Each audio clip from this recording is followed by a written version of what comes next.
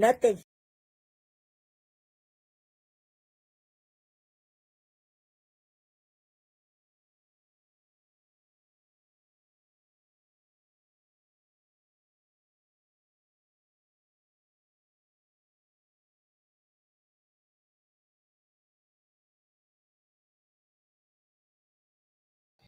I'm so sorry. I didn't know I was muted. How you doing, Anthony? Yes, you are the first one in the house. I'm a little early. I'm like 30 minutes early. So I wanted to get started a little early so everyone could get out. You know what I'm saying? Hi, Barbara. Hi, Dawn. Surprise, I'm early. I'm just a little early. I thought I'd give you guys a break and try to knock this out earlier for the Friday weekend, the beginning of a weekend. You still in bed, Michelle? I'm jealous. Hey, Fonda. How's it going, Dawn? How's it going? And everybody, Anthony, Barbara, and all y'all. It's good to see you. It's good to see you. I am so jealous, Michelle. I am ready to climb back into bed, but I got work to do, work to do, work to do. So, happy Friday. It's the beginning of the weekend, and it is a beautiful afternoon today, but I'm going to sit here. I'm going to sit here and look at the sunshine from inside. So, how was y'all's day today? Put a 1 in the chat if you had a wonderful day. Put a 2 in the chat if it was, it's all right. I think I'm in between 1.5, something like that, somewhere in between. I've been busy, though, busy all day. I've been up since 4 o'clock this morning. Okay, I see some ones. I see that's all right, Dawn. Dawn said, it was all right. Oh, wow, it's only 9 a.m. there. Good grief. So is it Saturday where you are, Michelle? Yeah, I'm sure you're ahead of us. It's 4:30 in the afternoon on a Friday afternoon here. Outstanding day. That's what I like to hear. All right. All right. Okay, Michelle. Well, I understand you sleeping in. It's Saturday for you. So I would do the same if I were you. I may do the same in the morning myself. So I'm just happy that people showed up so early because I want to test the waters and see if starting earlier will make a difference. Last night we had a wonderful live. It was absolutely wonderful. I know there was a lot of trolls that you guys, were concerned about and, whatnot, but it turned out to be good because we were able to have a dialogue and come to find out we do agree on more than we know. It was a very good live. And to those of you who were here when the live suspended temporarily, I still don't understand what it was, but it had something to do with the first video. I guess I didn't interject enough. So I just wound up cutting that whole part out. But yeah, thank you, Dawn. I just cut that whole part out. It was only 20 minutes. 20 minutes. As a matter of fact, it wasn't even a full 20 minutes. It was in I want to say in 2-minute intervals, 2.5-minute intervals. I don't know exactly what. But I could have disputed it because I actually did do commentary in that part of the video. One of the guests that were here last night that had never been here before was very helpful in letting me understand how those bots work. So I'm not familiar with the robots that they have in YouTube. So they have this automated system of analyzing videos. So, but the live last night had 1.4 thousand views, which is huge compared to what I've been getting. I was very impressed. Yes, we did, didn't we, Fonda? That's why I said don't kick them out. Don't kick them out. They're entitled to their opinion. And sometimes when you're in a chat, your typing doesn't necessarily convey your actual feelings, and it could come off as something that it's not. And come to find out that some of those trolls, I'm not going to say all of them because there was some that came in there real disrespectful, but for the most part, the ones that hung out till the end, especially, uh, we pretty much agreed on more than we disagreed on. So I was very happy with that. I was very, very happy with that. So, I think last night's live was a turning point for me as well. It gave me some hope that, that this platform is doing something. It is funny, isn't it, Fonda? Yeah, they was coming in kind of disrespectful. Oh, there you go, being a victim again. No, you're being the victimizer. Yeah, as long as they're not being raunchy and disrespectful, Don, that's all I ask. But, to point fingers, just coming in. First of all, say hello. You coming into a chat for the first time and you want to come in like you own this house. You don't own it. This is my house. This is my house. It's just like if you come to anybody else's house, physically, specifically their house, and you walk up to their front door and walk through the door without knocking, for one thing. Hi, Margie. How are you? Oh, yeah, Barbara, you was checking them hard. You was checking them real hard. But, it's the same concept when we have these platforms. They're like our house. And I invite all people to come to my house. This is Auntie Mickey's house. But you're going to come correct. You're going to come correct. If you want to come to this house, you're going to come to correct and you're going to respect my kinfolk. So, with that said, some of them had to go. There was a couple of them I booted out myself. Yes, ring the bell. You don't come barging in nobody's house saying crazy stuff off the top of your head. Ain't said nothing about hello, how you doing, first time here, none of that. You just gonna walk in like you have some kind of authority or entitlement? Of course, of course. And they were still welcome here. They could have been here. We can agree to disagree. We can definitely agree to disagree. There were some things biblically that I also agreed on in terms of what Charlie stood for. However, everything ain't what it seems.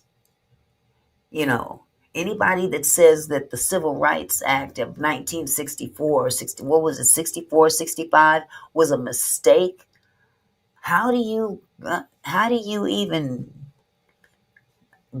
I don't know. I don't know. It takes a certain kind of stupid, and I'm going to say it loud, and I'm black and I'm proud about it.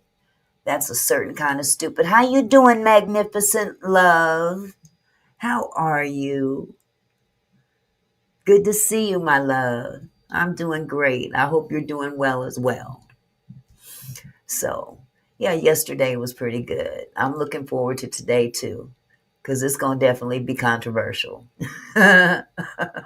We got some things to talk about. So we're going to still talk about Charlie. Oh, yeah, Charlie's still, he's still trending up in this house. He's trending up in here. Now, I'm not here to bash or none of that, but I'm here to, what is it? No games, honey. It's going to be a long time before I do games again, Magnificent. It's going to be a long time. I'm making some changes up in here, some significant changes. We're trying to do some enlightenment here, and it's nice to have games and stuff, but for the most part, I got to look out for what's best for this platform. So until further notice, I'm not doing games. That's not going to happen for a while. But you are free to stay because I'm sure you got a lot to say too, Magnificent. You got a good head on your shoulders. So if you want to stay, please do. I'd love to have you. I'd love to have you. So, NT Way, let's see. There were some things that I had been looking at today. I'm going to try to give more people time to come in. Any talk about the Vegas trip? No, we haven't really discussed it, but you know what? We really, maybe we can talk about that tonight too, if it doesn't get too late. At least come up with a month and in a hotel, if nothing else. We got to make some kind of decisions. How long are we going to be there? We need to make very specific decisions. Oh, go ahead and your cat was hassling you for food. That's okay, Michelle. I know how that can be. Sometimes I have the kids that do that. Good, Magnificent. I'm glad you'll stay. I'm glad you'll stay. I think you'll get a lot out of tonight's live. Absolutely. He is a big ninja. Oh my goodness. I bet. Jess has a pretty big cat too. She calls him Fat Boy. And Fat Boy is definitely a fat boy. That's her heart. Her cat is named Fat Boy. Hello, Lisa. How are you, sweetheart?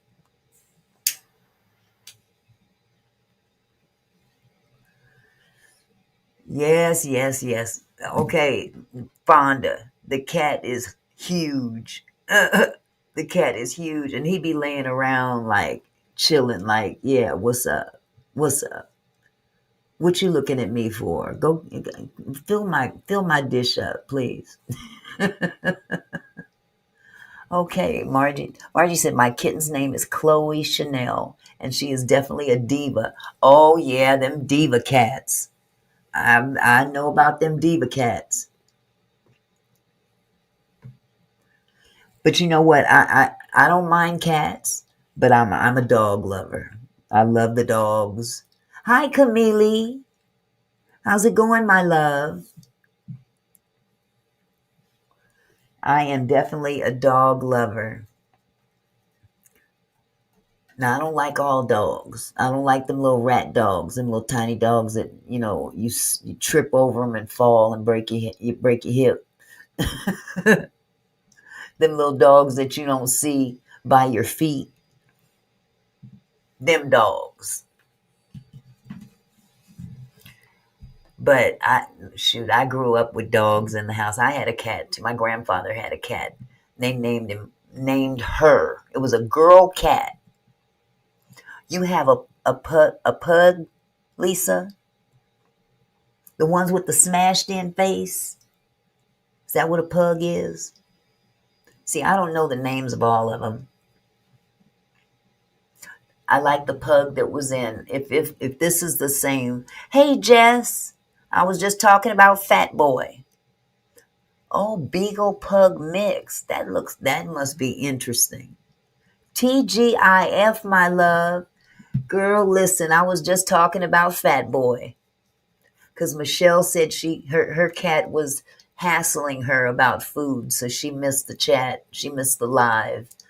Hi, Carmela. Oh, okay, Barbara. Yeah, try to move farther away from your device with the fish because cats are attracted to that. There's some cats in the house. My nephew, Fat Boy. That's right. I'm doing good, Camille. How are you? No, she didn't mess with me today, but I messed with her. I sure did. I inundated her with so many emails she couldn't think straight. Fonda says, I got a tuxedo cat. Cooley from the Bronx. According to his aristocrat strut. What's up, Faith? How you doing, sweetheart? Okay, Michelle says, I have a miniature chihuahua. I have a bell on her so I don't step on her. Now, that's a good idea. Yes, I am early, Faith. I thought I'd give everybody a little break and kind of do this a little earlier so, it doesn't go deep into the midnight area. You know what I'm saying? Especially on a Friday night. People want to kick back and start their weekend. So I thought I'd start early. I want to start eventually going live a little bit earlier than I normally do because 5 o'clock West Coast time is later on the East Coast. And that's not fair. Y'all got to go to bed. I didn't get my notice. I just happened to click on YouTube and saw you on. Oh, wow. You didn't get a notification? Man, I posted this about 2-3 hours ago. So it should have sent out. But you know what? Maybe I'm not in the algorithm, because you got to have higher numbers to get them. I don't know. That's what they tell me. That's why people are so adamant about the like button. As a matter of fact, y'all hit the like button. Hit the like button. Get me out there so people can get their notifications. YouTube be sloughing. They don't send the notifications out on little people like me. But I'm glad y'all seen it. Yeah, they are. They really are. Sometimes they be shadow banning people. Fonda said, no, we don't gotta go to bed. I know that's right. Shoot, I'll be lucky if I go to bed lucky would be midnight. Hello, Devana. Welcome, sweetheart. How are you? Oh, yes, the Soul Train. Soul Train. Soul Train. I can't sing higher anymore. So I have to come down an octave. Dun, dun, dun, dun, dun, dun. I'm a tenor now. Soul Train, Soul Train. I got a unction to get up and do the bump, or do the doing in the butt. Sexy, sexy. I can barely stay awake to see the street lights come on. Oh my goodness, Margie. Hello, sweetheart. How's it going? CD Culture Drive. That's my girl. That's my girl. I almost called you Claire. I don't know why I keep stumbling over. I always mess up your name. I know good and well what your name is, and I fool around. I fool around every time and I almost call her Claire. I don't know why, but I know it's Crystal. Crystal clear. I am crystal clear. Sometimes I'm not crystal clear up here. Slavery Scar Stories. No. Is that on YouTube, Fonda? I need to write that down. Said I'm light, but I'm not clear. And you said I'm not crystal clear. I'm crystal, and that's it. Drop the clear. I know that's right. Let me write that down. What did you say it was? Slavery's Scar Stories. Oh my goodness. Let me write that down. Slavery Scar Stories.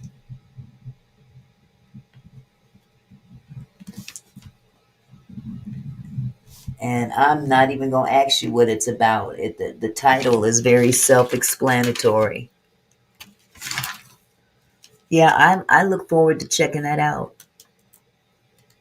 I really do. I look forward to checking that out.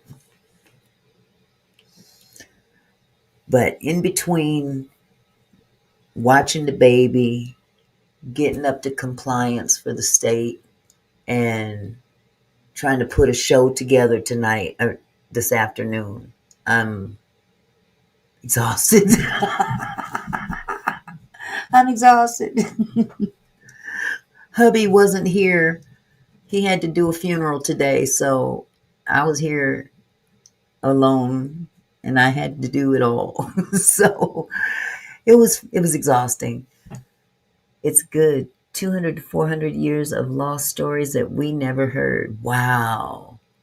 I definitely want to check that out. Most definitely.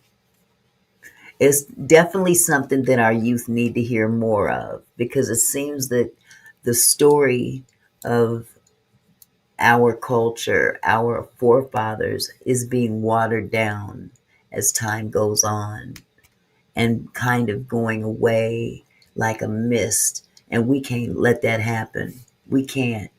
So it's up to us to educate our kids, our grandkids, our kids, great grandkids if you have them. So we got to educate them. The machines are, yes, they are. Girl, don't tempt me. Don't tempt me to come out there tonight. If you get memes, a babysitter, we'll talk about it. That's right, Faith, because they sure ain't teaching it in schools. You would have to come down this way. That's even better. That would cut my drive time. Faith said, "Cha-ching." Oh, your sister's on a cruise. She's on another cruise. Didn't she go on the last one?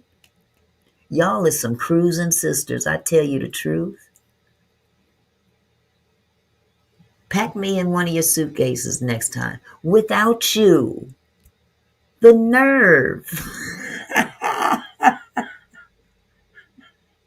Says she went without me. Oh, hell no. Oh, my goodness. Well, we'll talk about it.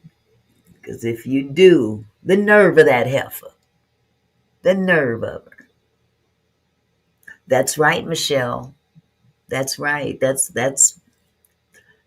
how it becomes so watered down. White, what they call whitewashed. Excuse me. Cruising like a Sunday afternoon.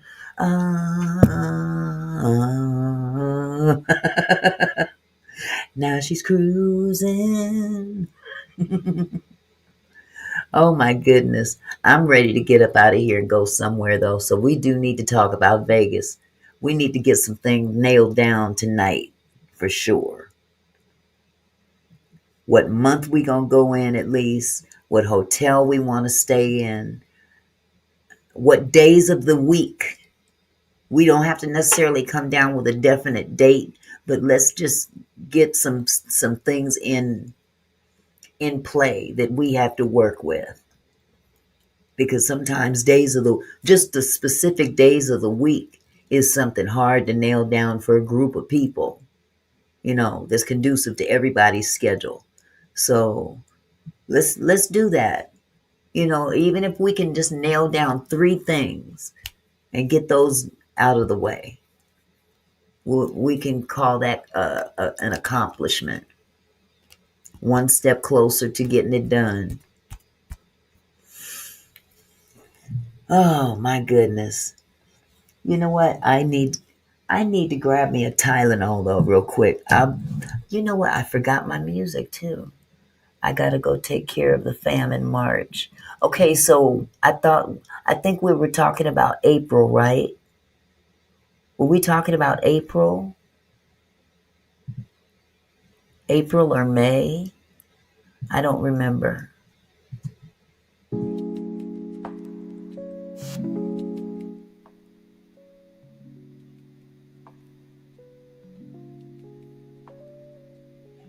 sweetheart. I'm on live, as you can see.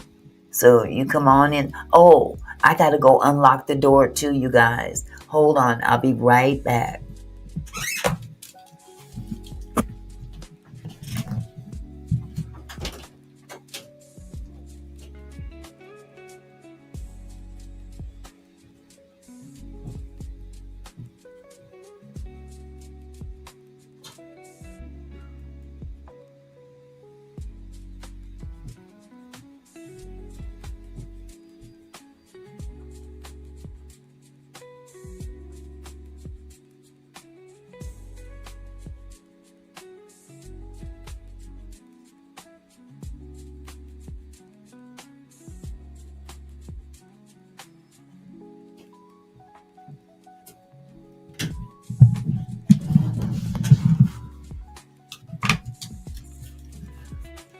Whew, okay. Was that too long? Did I take too long? I hope not. Okay, y'all come on in and hit that like button on your way in.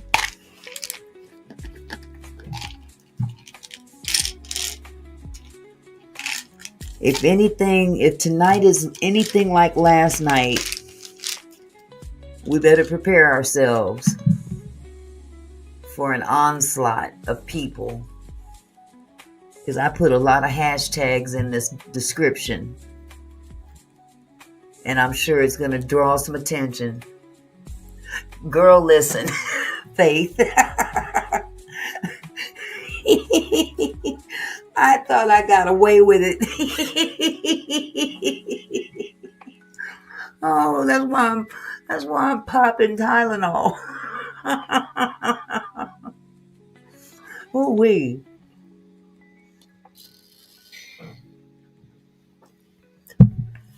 They said, Auntie, you sound like you almost missed that chair. Sure did. Almost missed it. Thank you, Michelle. I appreciate it. I'm glad you enjoyed it, Rose. I did too. I felt much better. I felt much better. Between that silly old licenser coming over here disrupting my peace, to YouTube tripping, I felt much better when that live was over. And like I said, last night's live, I think it's up to 1.4K views now. It was that, at least it was, what, an hour ago? Or something like that? Let me see. And it did in fact get shut down temporarily. I didn't get no strike, no nothing like that, which I was very, very happy about.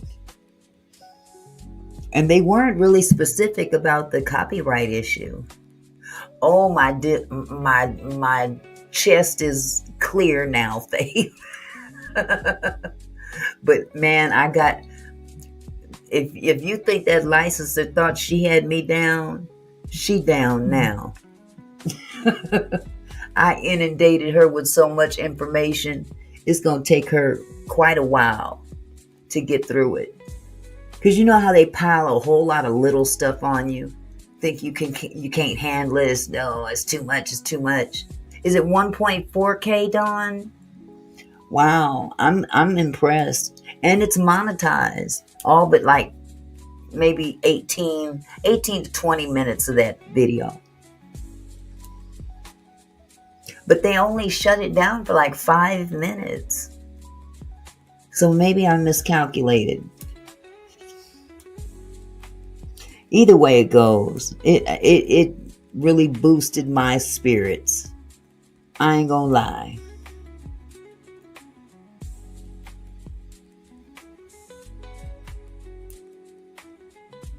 Oh, I forgot to turn this one on. Okay. I'm glad I thought about it. Shoot.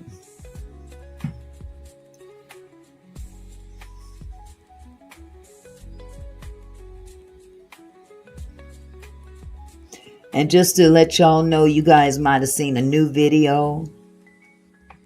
It was titled different, but it had the same thumbnail. It was kind of an upgrade from the previous video I made about the rebuking, the pastor rebuking. Oh, thank you, Fonda. Absolutely, Faith. I gave her so much work, her head spins. And it ain't The Exorcist. I was sending her stuff at 4 o'clock this morning.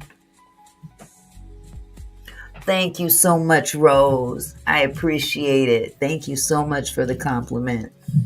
I just feel like people, as long as they come in respectful,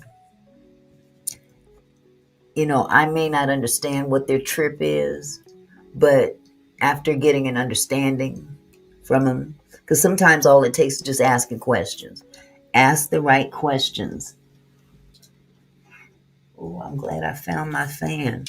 Ask the right questions and you'll get some answers that you may need to understand where they're coming from. So, and it's always something about the delivery. Is that?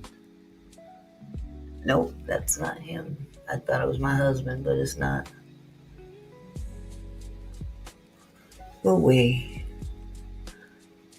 Thank you, thank you, thank you, thank you. Ooh, with hot flashes.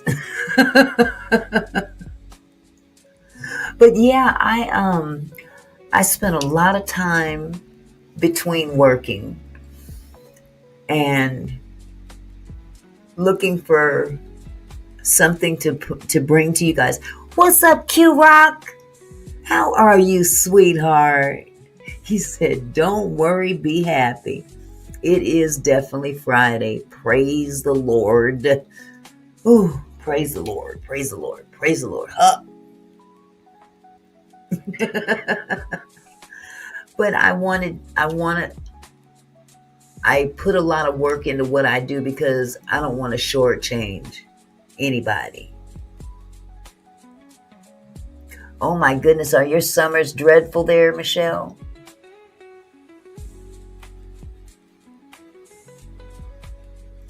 It's actually, thanks to global warming. Q-Rock said, damn, what up? I'm chilling, auntie. Me too. I'm trying to get chill. I'm hot and it's the same old thing. I'm trying to get chilly. I need a haircut too. I'm trying to cut this mess off again. 40 degrees. Okay.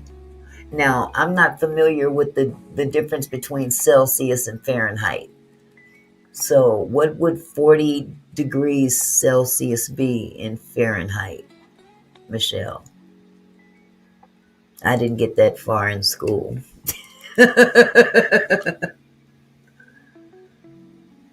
So I take it as pretty hot.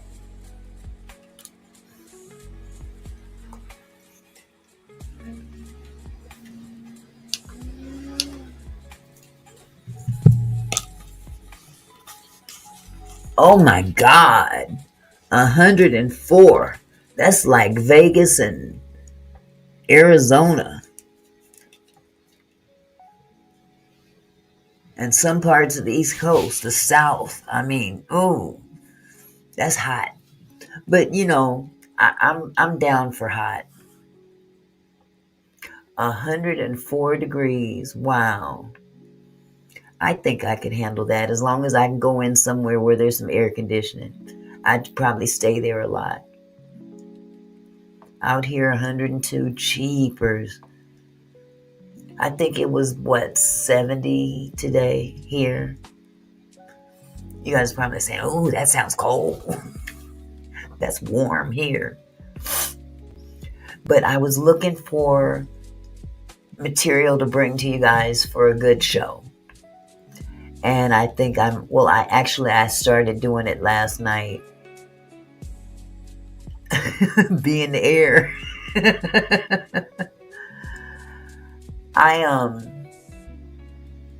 I wanted to bring some information to you guys that would definitely give you an opportunity to voice where you're coming from. Hello, V Goddess. How are you? Ma'am, I saw you had a lot to say about me in Lady Letitia Geriatric Chat. Don't you got Dr. Buenos the book? V Goddess, get your stank coochie out of here, okay? Have a good day, bitch. Sorry about that. That was V Goddess. She's an attention needer.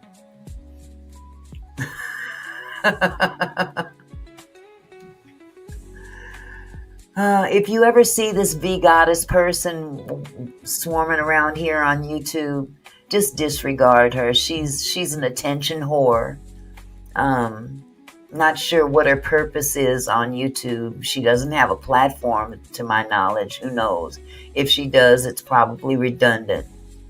Well, Michelle, she's got a hair up her twat with another content creator.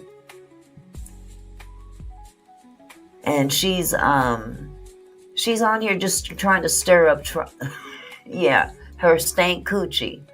If you're going to come in here talking crazy to me, I'm going to insult you to the nth degree. Talking about somebody geriatric. She don't understand. Us geriatric folks can read you better than anybody. Trust and believe. We've been around here long enough to know how to read you. Hello, Nadine. How goes the battle? So yes, in the future, if you ever see V Goddess or Vampire Goddess, I think is her other name. I'm not sure. Read it like a novel. Shoot. She don't know. Wait, what I always say, don't let the light skin fool you. That's right. Take it on, bring it on, and put it back and drop it down like it's hot. So she got her tired ass booted up out of here, and that's cool with me. I personally booted her ass out and deleted her comments so she can kick rocks and kiss my entire ass. DL, don't let the... I get it, hashtag. Oh my God. Yeah, she got me twisted. She got me twisted like her mama the other night. Except I wasn't that kind of twisted like her mama. Yeah, I go there. I'll talk about your mama, your daddy, your greasy granny. Yes, and push pedals. Yes. Come up in here talking crazy to somebody. I'll talk about your whole family. I will talk about your whole family. Your greasy granny, your grumpy grandpa. I'll talk about your dog and what you do at night with your dog. Ooh. Now that's bad. For true, don't come up in here. Don't start nothing. Won't be nothing. Wasn't nobody thinking about that hoe. Thank you. Dozens and 24s and 48s. It just doubles up every time. Twisted like your mama. Shoot. That heifer ain't... I have never had two words but nice things to say to her whenever I've had any kind of because see, she goes from platform to platform, being nice and I'm courteous in return. Well, she's got something going on with another content creator. And I'm like, well, I don't know. I've never had a problem. But now she gonna come in here because I'm friends with that content creator. And she coming in here talking stupid in here. Oh, Barbara, you missed it. V Goddess, some chick named V Goddess. I guess Lady Letitia's got an issue going on with her. I'm not sure why, other than the fact that V Goddess is starved for attention. And she goes around other platforms starting shit with people. So I guess today was my turn and she got told. And if she's still watching, I'll continue to talk about you, baby girl. It don't make me a bit of difference. It don't make me a bit of difference. I will talk about your mama, your daddy, the stank. Okay. Don't start nothing, won't be nothing. Who the hell told you to come up over here? This is a house of class. This ain't no whole house. Take yourself where you belong. Thank you, Faith. We gonna do this one day. We going on the road. We going on the road. We going on the reading road. We can read you. Don't look. You think geriatric thing. Think geriatric all you want. Think. You better think. Aretha said it best. Yeah, probably. And it doesn't really make any difference because she's banned from here now. So she can go to her little channel or what. I don't even know if she got a channel. I don't know if that's how insignificant she is. I've never seen her do a live. I've rarely seen her here. I've rarely had any words with her. Hello, Millionaires Club. Yeah, just disrespectful and childish. Probably ran out of tampons or something. Just got to use paper towels. Who knows? But she's got a problem today. She's definitely got a problem today. Don't come up in here starting nothing with me. I ain't never said nothing to you. And you don't want to continue to have this conversation with me. Please move on. You musty dog. The goddess. That don't even make sense. Sound like some witchcraft. She gonna make a show called The Goddess and she gonna be the star. She gonna have fangs down to her chin. Yeah, miss me with that shit. I love the Lord, but I'm not perfect. Hello, LaWanda. How are you, sweetheart? Oh my goodness. Yeah, vampire goddess. You bend over, suck yourself. Suck yourself dry. I hope it's that time of the month.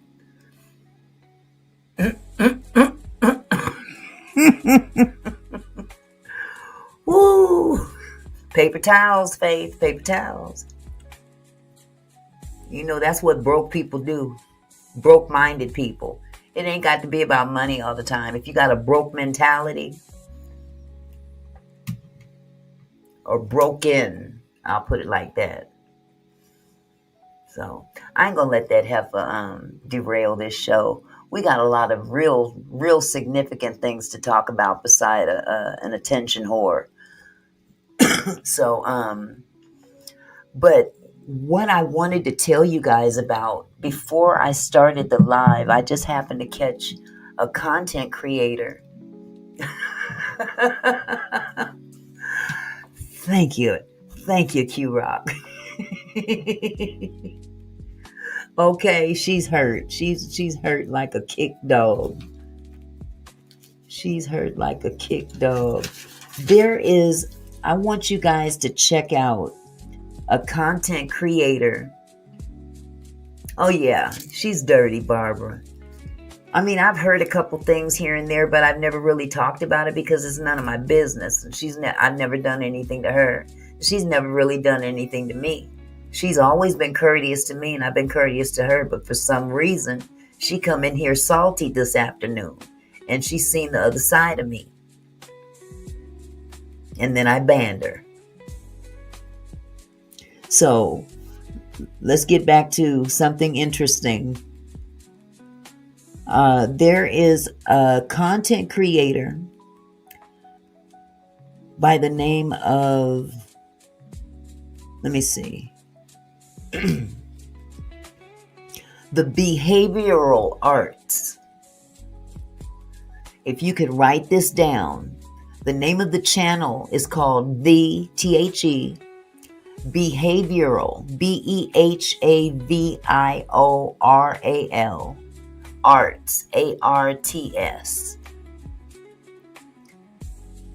And this individual is, he specializes in reading behaviors.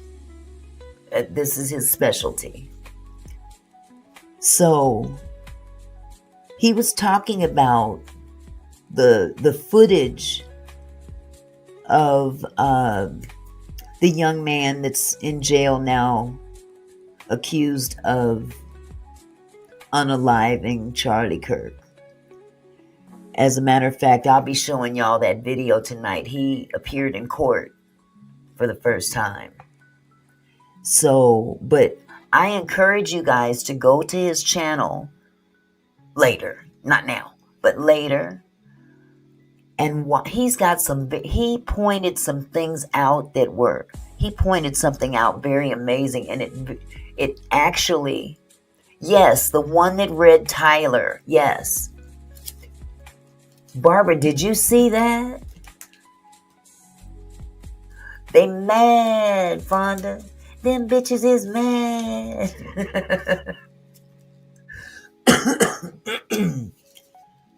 But I wrote out a little bit of information. I don't want to tell the whole story. But pay close attention at the 18.12 point of the video. The video itself lasts about maybe 36 minutes total. Okay. If you go forward a little bit, well, Barbara, I would encourage you to watch the whole thing. It's not that long. It's only about 36 minutes. But he's reading this young man as he's, in court with the judge. And by timestamp 1812, at that point of the video, it piqued my interest. Hi, Cora. It piqued my interest. And what he was doing, he was comparing the head nod that takes place on two critical points on two different news platforms from the video of him in court. Okay. Now, ABC News and the local Utah news platform had aired this court, this first time that this young man was in court. And he was very stoic. He did very little. I believe that, Barbara. I believe that, yes. And by watching this young man here, it further made me believe this. There's some shenanigans going on. That's what I believe. I'm not sure, but I can say, yes, you saw that video of him in court. So ABC News, Nationwide News, aired that same video that we watched. Yes, Michelle, it's called the Behavioral Arts. The Behavioral Arts. Okay. It's a YouTube channel. And he's a behavioral specialist. He reads certain behaviors, different things that people do and what they indicate. Okay. Oh, okay. Sweetheart, you anytime, okay? Okay, so you saw the live court proceedings. Okay, Barbara. So when ABC and this local Utah news platform aired it, they aired the same video. Okay. But this man noticed something at a very telling, he did a very telling nod of acknowledgement that ironically didn't happen on both videos. Okay.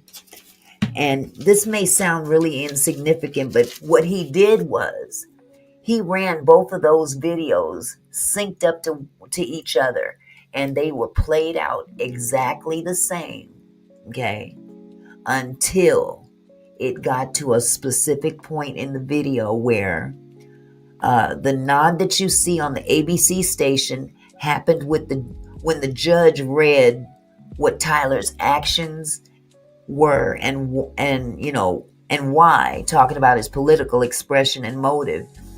Then you see the nod. In other words, he was saying the video, if you were just looking at the ABC video, you would think that this young man was acknowledging that, yeah, this is why I, did what I did. However, in looking at the Utah video, that exact thing did not happen. The nod that you see this young man do on the ABC video happens in a different spot of the Utah news video. So like I said, both were nods of acceptance. It's the exact same nod, but they were placed in different parts of the videos. So there's reason to believe that one of them videos has been altered.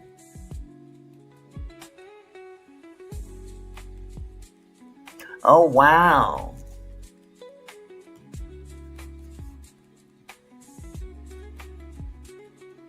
Yep, Faith, absolutely. Absolutely. Sometimes it takes little pieces of information, just like a puzzle, to put it together, and you finally start seeing the big picture. So Barbara said, Turning Point backers gave his dad $1 million. And his dad was not a retired sheriff. It was another man with the same name. That's crazy. So what they did was they synced up both videos of the same video, the same footage. And you will see when they, and you'll see it when you go to this channel and watch that video. He plays them and syncs them up together. And when the Utah video is playing, he does that nod when it's time to end the proceedings. So when the judge concludes the charges, that's when that young man nods his head. Okay? Oh, okay, sweetheart. I'll see you soon, Crystal. Okay. So, and he also goes through the text messages that appear to also have been altered in some kind of way. So, again, for all those in the back that didn't hear me, the name of the channel is the Behavioral Arts channel on YouTube. And he does a very interesting video. It only lasts about 36 minutes. But it's an eye-opener. That's all I'm going to say. It's definitely an eye-opener. I encourage everybody to check it out because, man, there's... I wouldn't doubt it, Faith. But then in the same token, it just depends on who's trying to keep him in there. And, think about what Candace Owens has been saying. Hi, Prophetic Proverbs. How are you, sweetheart? Good to see you, my love. So, it was very, very, man, it was an eye-opener. It definitely lets you know that, man, everything ain't what it seems. Everything is not what it seems. So I went around YouTube looking. I was lurking in YouTube last night and this morning. And I came across a video that was, wow. Very, very, it was jaw-dropping. I'll put it like that. Let me turn this down. I always have this. It seems like it just gets louder as time goes on. Or is it just me? Oh yeah, it'll be smoke in the city.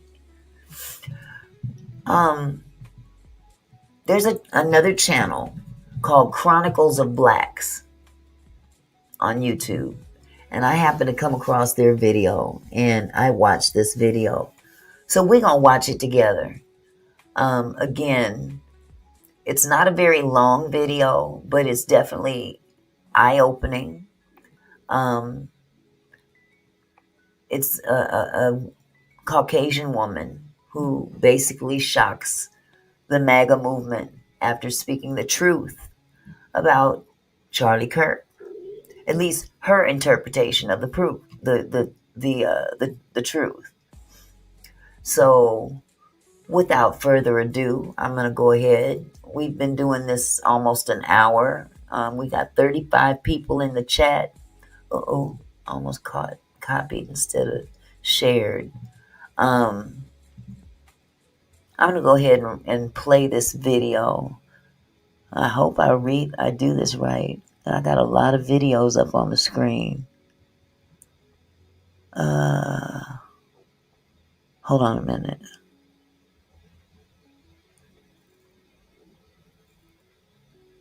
Okay.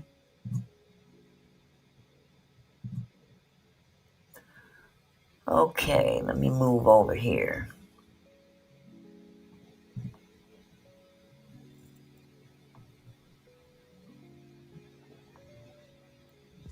Hey, Jay Breezy.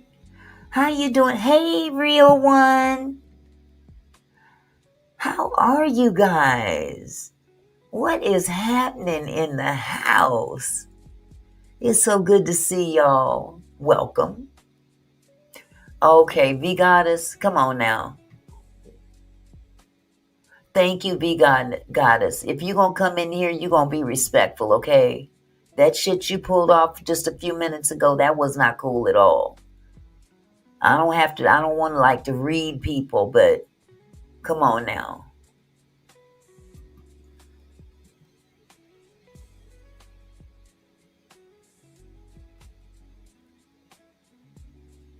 Okay, real one. Take good care of mom, okay? Left wings, not bragging, so you know it was somebody in his own camp, which they in the same dang. You know what? Nothing would surprise me at this point. You know what I'm saying? So I'm gonna turn this music down some more so you guys can hear without any interruption. Okay, this is a very controversial video, and I'll be jumping in here. What you're about to hear will make some of you uncomfortable, and it should, because this woman didn't just call out Charlie Kirk, she exposed him. The racism, the contempt for black lives, all straight from his mouth. But here's the twist. The very community that once cheered him on is silent now. Angry even, not at him, but at her, for daring to repeat his truth, the same truth that, in the end, cost him everything. This isn't just about Charlie Kirk. This is about America's mirror. And when that reflection shows something ugly, people would rather smash the glass than face what's staring back. Before the hero rhetoric begins, I would like to refresh your memory on direct quotes said by Charlie Kirk that I've been tracking. Now, I'm not sure if she's a MAGA person or not. As far as I'm concerned, she's just an individual, a person out there with an opinion, just like the rest of us. Faith says, if you watch Trump, will change his tie from blue to red. When it's blue, he's on the D side. When it's red, he's on the R side. And let's see, what color would it be if he wore the dementia side? Because dude is real cuckoo lately. Cuckoo for Cocoa Puffs. Because it seemed like he's declining. And I'm not trying to throw no shade, but it's scary. They need to start paying attention to that man's,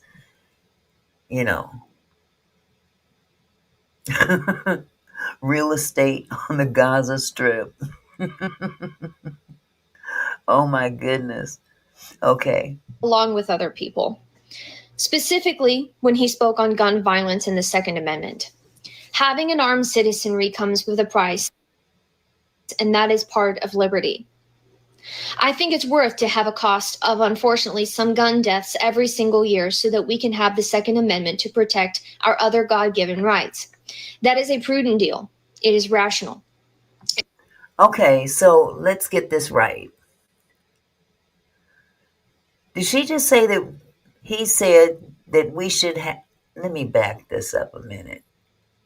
Maybe I misunderstood her. She was quoting Mr. Kirk, correct? Yes, I realized he had some very crazy things to say. It just, huh? When he spoke on gun violence in the Second Amendment. Having an armed citizenry comes with a price, and that is part of liberty. I think it's worth to have a cost of, unfortunately, some gun deaths every single year so that we can have the Second Amendment to protect our other God given rights. Wow. That is a prudent deal. It is rational. In fact, I think we should reinstate public executions for certain people. On the Civil Rights Act, Dr. Martin Luther King Jr. and the Black community. MLK was awful, not a good person. He said one thing he actually didn't believe. We made a huge mistake when we passed the Civil Rights Act in the 19th. Oh my goodness.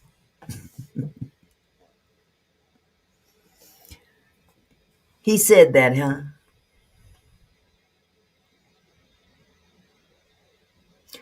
Is she saying that Martin Luther King said that, or is she saying that Kirk said that? Maybe I misunderstood her. Let me play that again. Is this something that Kirk said about Martin Luther King? Yes, Q Rock, this is who they put in office. You're very right, honey. You're very right. It just depends on where you stand, and how much his words affect you, Some people, they affected them differently than others. Some things I actually biblically agree with him on, but not everything, because there's some of the stuff he was saying was just not biblical. Yeah. The Civil Rights Act, Dr. Martin Luther King Jr. and the Black community. MLK was awful, not a good person. He said one thing he actually didn't believe. We made a huge mistake when we passed the Civil Rights Act in the 1960s. Speaking specifically on Dr. King's legacy, a myth has been created and it has grown totally out of control. Wow. I have found the sacred cow of modern America, and speaking not only on Dr. King, but also the Black community. Speaking on women's rights, violence against women, sexual assault, rape, and consent. It is so materially insane to think that 1 in 5 American women will be raped in their life, meaning that they're lying about being raped. Okay.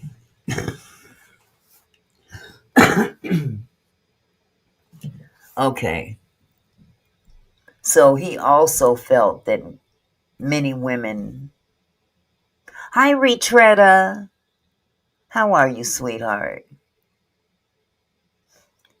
It's really sad. Again, I don't condone anybody taking this man out. I really don't. Hi, Catherine. How are you, sweetheart? I don't condone any of that. Well, she's doing a piece. She's talking about the things that Mr. Charlie Kirk said in his lifetime. And as a Caucasian woman, she's making a stance against it, basically. And I'm not clear as to whether or not. See, Auntie Mickey Kurt was, oh yeah, he was. But there was some of this stuff I had never heard before. This is madness. She's basically putting him in check after the fact.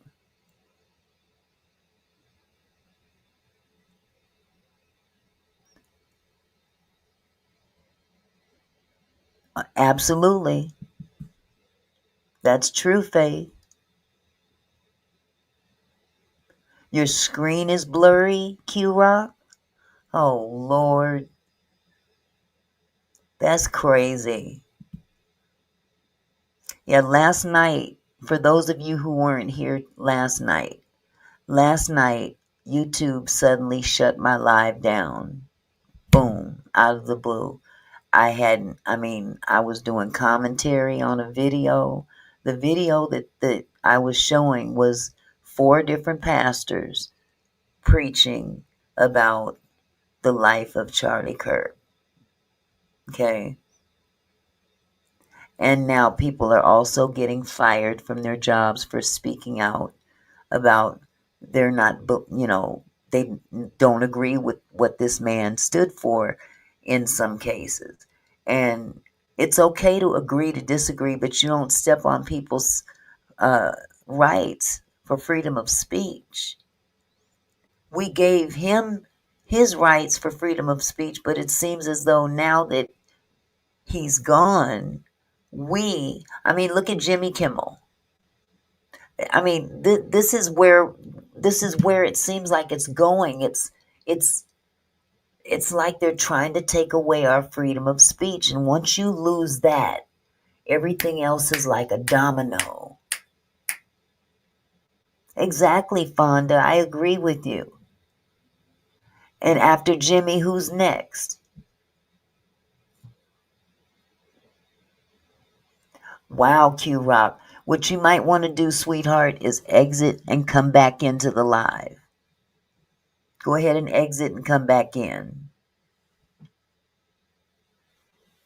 I'm not sure, LaWanda, because last night was really strange to me. I wasn't doing anything any different last night than any other live. I'd play a video, talk a little bit, answer questions, communicate with the chat, whatnot, start the video up again. You know what I'm saying? And they suspended my live in the middle of the live. Yeah. Okay.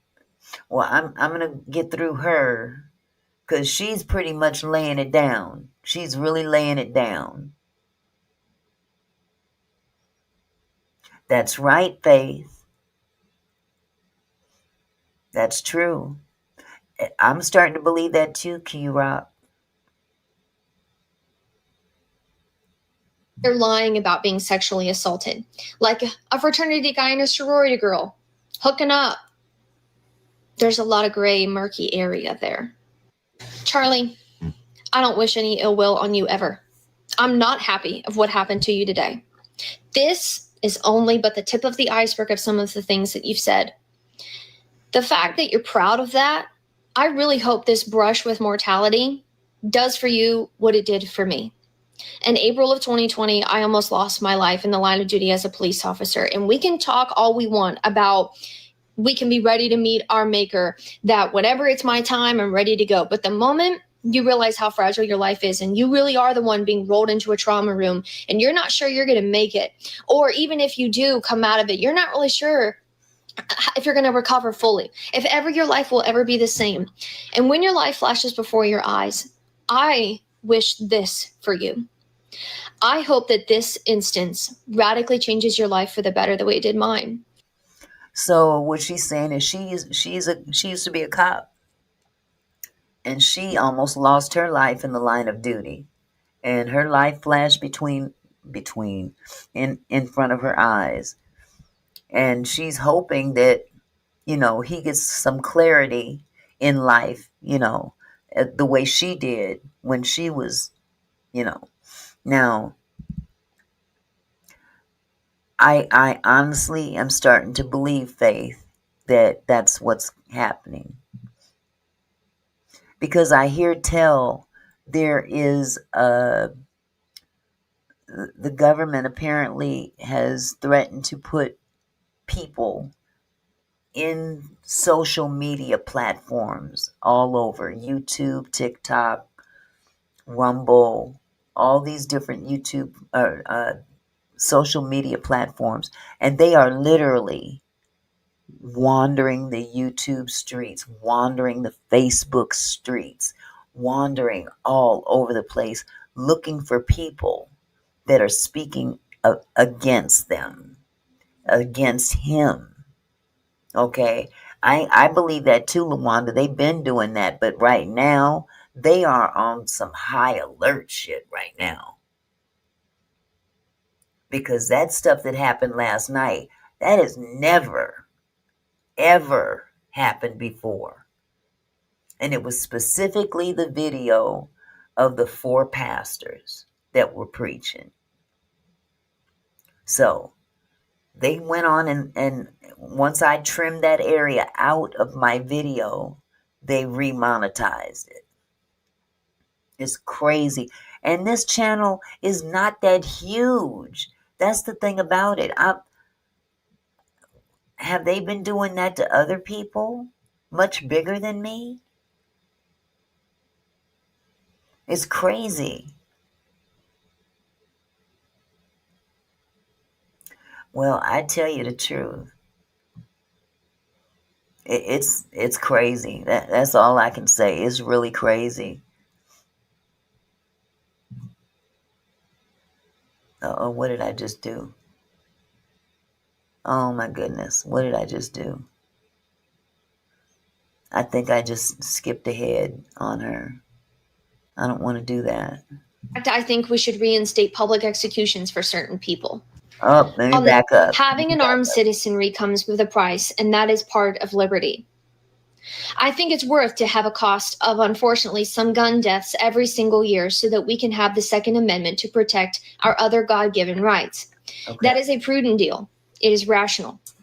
In fact, I think we should reinstate public executions for certain people. Okay, I played that. On the Civil Rights Act, Dr. Martin Luther King Jr., and the Black community. MLK was awful, not a good person. He said one thing he actually didn't believe. We made a huge mistake when we passed the Civil Rights Act in the 1960s. Speaking specifically on Dr. King's legacy, a myth has been created and it has grown totally out of control. I have found the sacred cow of modern America, and speaking not only on Dr. King, but also the Black community. Speaking on women's rights, violence against women, sexual assault, rape, and consent. Okay, Barbara. Oh my goodness. Barbara said, there's a cartoon going around with Charlie in heaven and he sees Jesus and is immediately scared. Then the ground opens up and down went Kirk. He looked at all the kids from school, pals. Wow. That, Lord Jesus. Well, you know, I saw, and I'm going to get back to her in a second. Have any of you seen the video of Bishop Clarence McClendon? Hi, Lucifer. How are you, sweetie? Put a 1 in the chat if you've seen the video from Bishop Clarence McClendon. I had to change the channel. I had to change the channel because he said that God gave him a vision and he saw the blood of Mr. Kirk come out of his neck and fall to the ground, and the ground opened up. And I'm not even going to, let me just keep going. That was some crazy talk. I'm sorry. It is so materially insane to think that 1 in 5 American women will be raped in their life, meaning that they're lying about being raped, that they're lying about being sexually assaulted, like a fraternity guy and a sorority girl hooking up. There's a lot of gray, murky area there. Charlie, I don't wish any ill will on you ever. I'm not happy of what happened to you today. This is only but the tip of the iceberg of some of the things that you've said. The fact that you're proud of that, I really hope this brush with mortality does for you what it did for me. In April of 2020, I almost lost my life in the line of duty as a police officer. And we can talk all we want about we can be ready to meet our maker, that whenever it's my time, I'm ready to go. But the moment you realize how fragile your life is and you really are the one being rolled into a trauma room and you're not sure you're going to make it, or even if you do come out of it, you're not really sure if you're going to recover fully, if ever your life will ever be the same. And when your life flashes before your eyes, I wish this for you. We have to reclaim the patriotism What? that we all say spurs us. Wait a minute. We have what to happened? call the cow. Whenever it's my time, I'm ready to go. But the moment you realize, Okay, I hit the wrong button. Faith said something very interesting. Well, to be honest, these black pastors have not gotten us anywhere, or they have done all they have done was take and lived a lavish life off of us. So why are people still listening to them? That's something that each individual is going to have to search within themselves, because God gave us all the ability of discernment. If you truly follow, just because somebody tell you gimme, gimme, gimme don't mean give it to them. And I'm talking about these big mega church pastors that's living, got jet planes and castles and all that stuff. We've got others as well, but not every pastor is foul. Not every pastor. There's many pastors out there that teach strictly Bible, and they don't design the word to benefit their pockets. You see what I'm saying? A lot of these churches are using the Bible to line their pockets. But it takes someone with plain and common sense, for one thing. You ain't got to be no Bible scholar to know when you being ripped off. Oh, I know you didn't, Faith. I totally understand what you're saying. But even the smaller ones, there's smaller ones that are ripping people off on a smaller scale. You see what I'm saying? So I'm just saying what I'm saying. Some of these mega churches, they're the bigger the church, the bigger the the bigger the church, the bigger the play. I'll put it like that. It's not every church, but the bigger the church, the bigger the play. You got to be able to find a church that is strictly Bible teaching, not what thus saith the pastor. Exactly, honey. You are absolutely right. realize how fragile your life is and you really are the one being rolled into a trauma room and you're not sure you're going to make it, or even if you do come out of it, you're not really sure if you're going to recover fully, if ever your life will ever be the same. And when your life flashes before your eyes, I wish this for you. I hope that this instance radically changes your life for the better the way it did mine. I completely changed everything. I left law enforcement and realized I could do more good outside of that uniform than ever. Retretta said, Faith, also white pastors as well. Yeah, let's not forget Oral Roberts. Oral Roberts. Let's think of another one. Casey Treat. I don't know if y'all ever heard of Casey Treat. Oral Roberts is the one that took who was that? He's the one that ended up kind of getting banished because he started teaching differently about Christ and about heaven and hell. Carlton Pearson. So Oral Roberts is the one that took in Carlton Pearson in and groomed him, so to speak, and his congregation was growing and growing and growing. But something happened to that man. Not sure what. Hi, Namaste. How are you, sweetheart? I don't know what kind of thing went on with him. But what ended up happening is he ended up pretty much losing his following. And he eventually passed away from cancer. But nevertheless, it's not a color thing. This is the bottom line is this.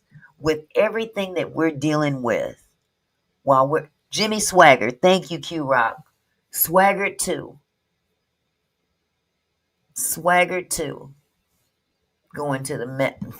Joel Osteen. Swaggart, he likes motels.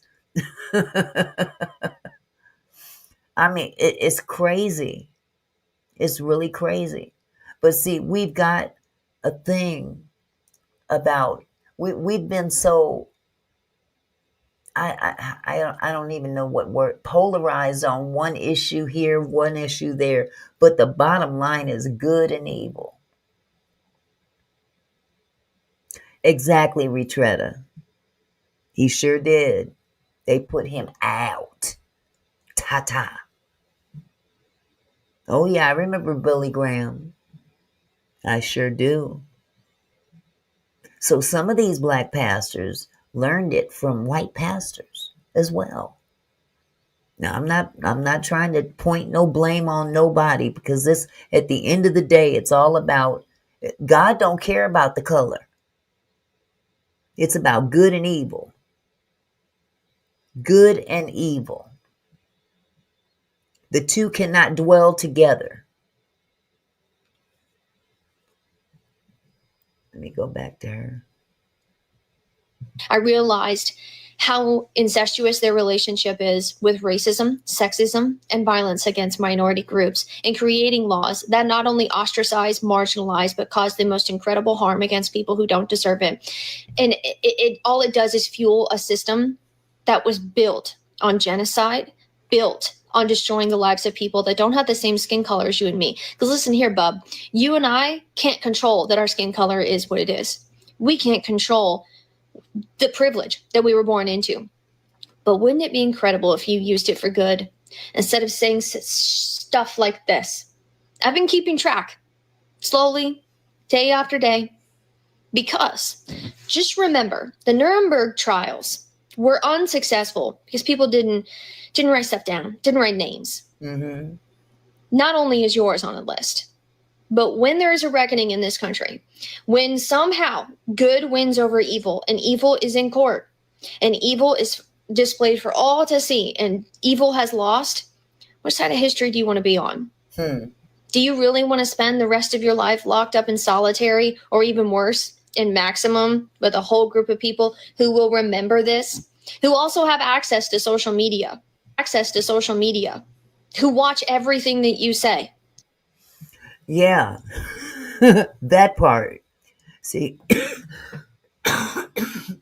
what they need to do is be careful what they get their tails into, because you're going to fool around and wind up in a prison right next to those people that you've been trying to influence out of their pockets. What you think going to happen to you once you go to prison? You better be careful. You preachers out there that's out there ripping people off, ripping off your congregation, using them people so you can stay comfortable and live a lavish lifestyle and this, that, and the third. You better be careful, because if you're doing foul, if you're doing anything illegal, your time is coming. That's right, Michelle. The Bible tells us that in the last days, the world will make right wrong and wrong right.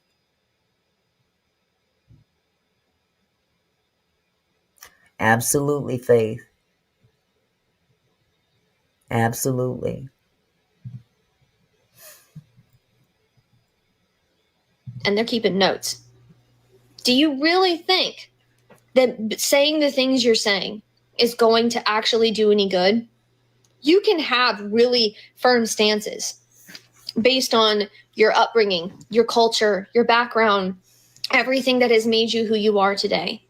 You didn't even start out liking Trump, and it's giving you soldier soul. I can't control what you do and don't do, but I know one thing. History always repeats itself. It just changes font. And our ancestors will always remember what we said, what we did, what we didn't say, and what we didn't do. That's right. I can't believe deep, deep down that you would be satisfied with leaving a legacy behind that was okay with violence against children, against the elderly, against communities, including the Black community that literally built this nation, regardless if they wanted to or not. Hello. No one came over to America and put people like you and me on a ship and forced us into servitude. Hello. Under the most horrible situations. Was there a 0.01% who were kind? Sure. But there are abolitionists, activists, and politicians that are even on our money who said absolutely not. Just because slavery is legal, just because certain things are legal, doesn't make it right. That's right. You've positioned yourself to have a microphone. Congrats. Anybody can do that with a phone. Jay Breezy said, this girl is spitting fire. That's why I like this video, because we're not seeing enough of this. See, the division is all by design as well. Just think about it. The media plays a big role in what we see. No more blurs? Okay, good. The media plays a big role in what we see and how we see it. And they present it in a way in which they think Black folks want to see information from a Black person. White folks want to see it from a white person. Instead of just putting the real information out there for us to see and let us decide how we want to rock. You see what I'm saying? Absolutely, Michelle. There's all kind of demonic stuff going on out there in the world. And you can't, I'm going to say it over and over again. I do not condone what happened to that man, but I'm not going to celebrate the wrong of his life. I'm not going to celebrate what was clearly against us. Yeah, there were some things that he spoke. Yeah, that's how Satan works. Satan give you something with a little bit of truth sprinkled in there with a whole bunch of lies. You see what I'm saying?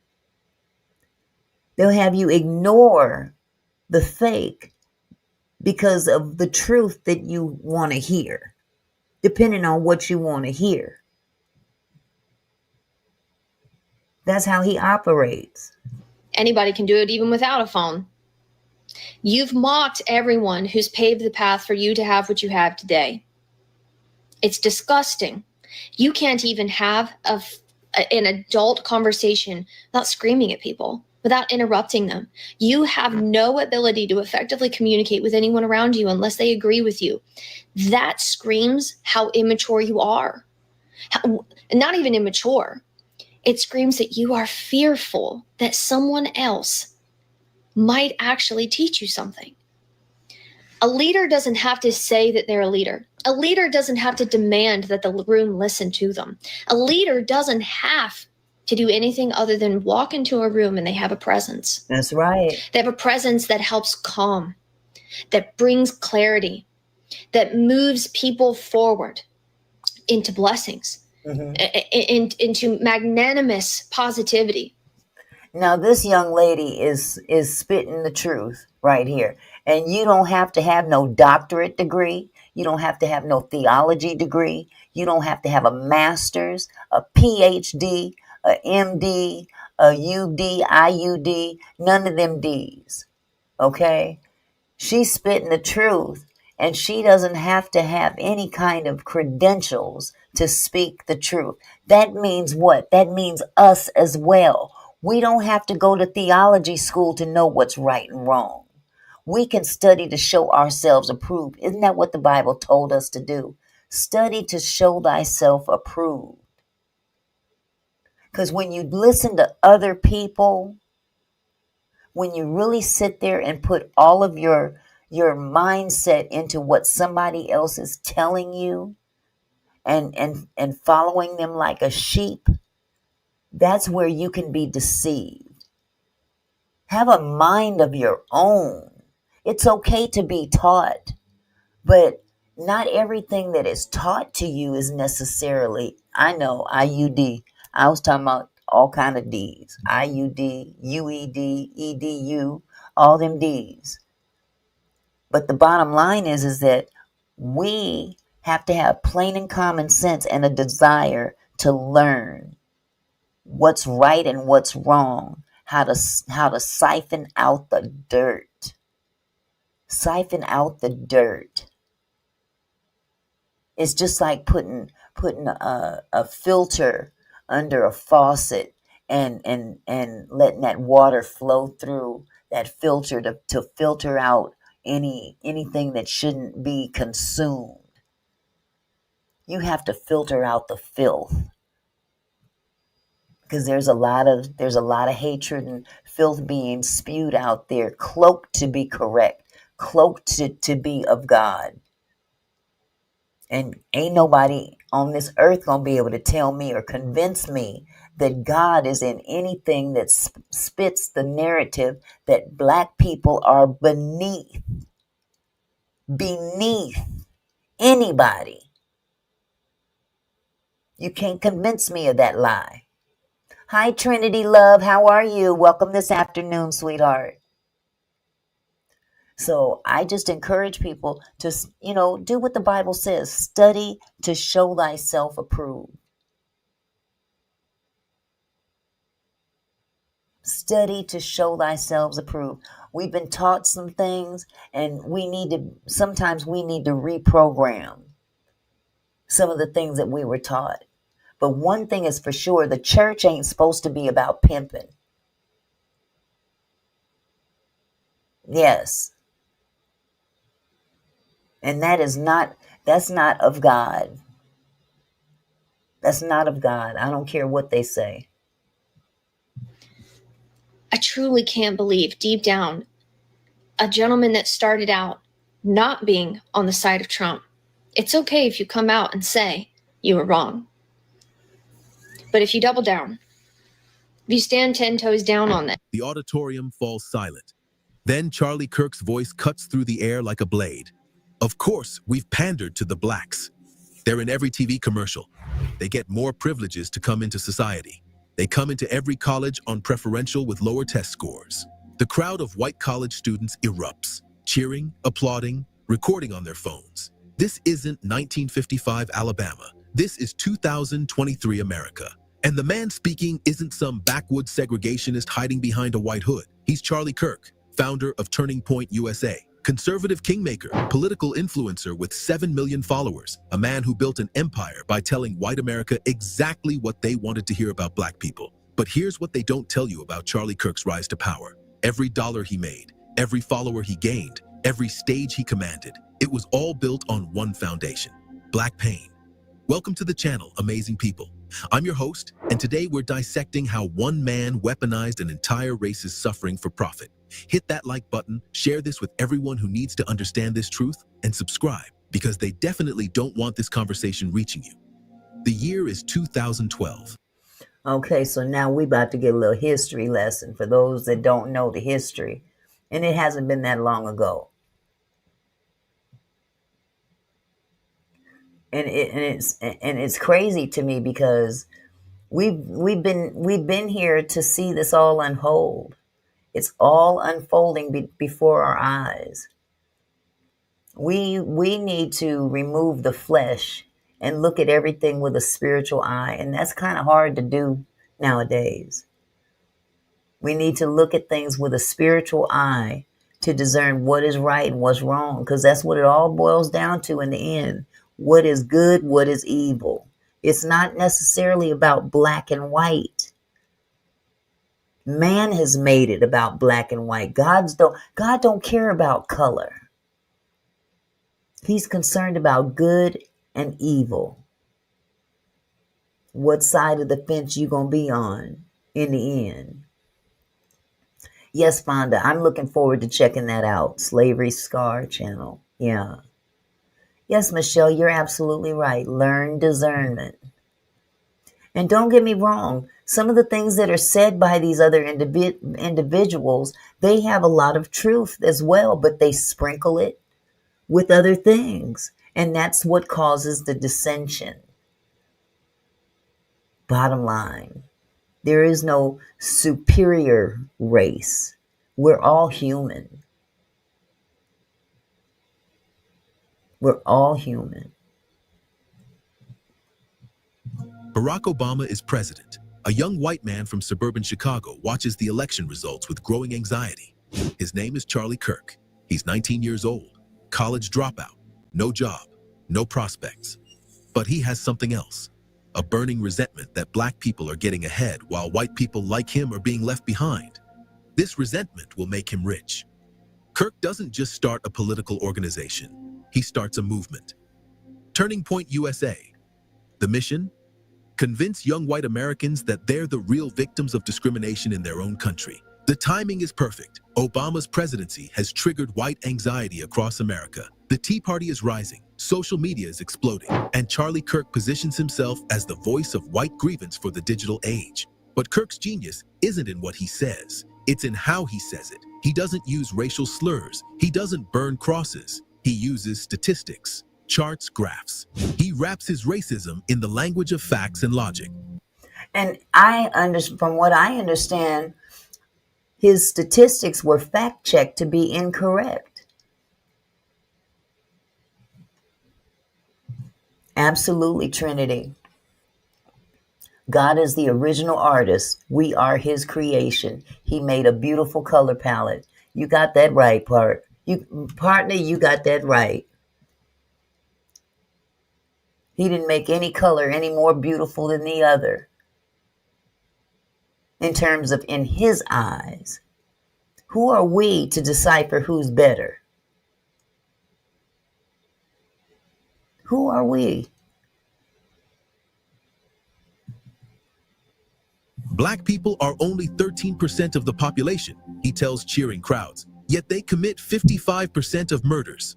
The crowd goes wild, not because the statistic is accurate, but because it gives them permission to hate without feeling guilty about it. This becomes Kirk's signature move. Take complex social issues, strip away all context, reduce them to inflammatory sound bites that confirm white people's worst assumptions about black people. But then, something happens that changes everything. George Floyd, May 25th, 2020, Minneapolis. The world watches in horror as Derek Chauvin kneels on George Floyd's neck for 9 minutes and 29 seconds. A black man begs for his life, calls for his mother, dies on camera. The video sparks the largest civil rights protests in American history. You see how they're trying to rewrite George Floyd's story? Do you see how they're trying to rewrite what happened to that man? They're trying to say now that it was illegal substances that ended his life. When we seen that knee on his neck. Think about that. Even if he was high, even if he was intoxicated, it was the knee that took him out. It was the knee that took him out. There's all kind of scenarios a person could use. Absolutely, he was still a human being. That man was screaming to his mama.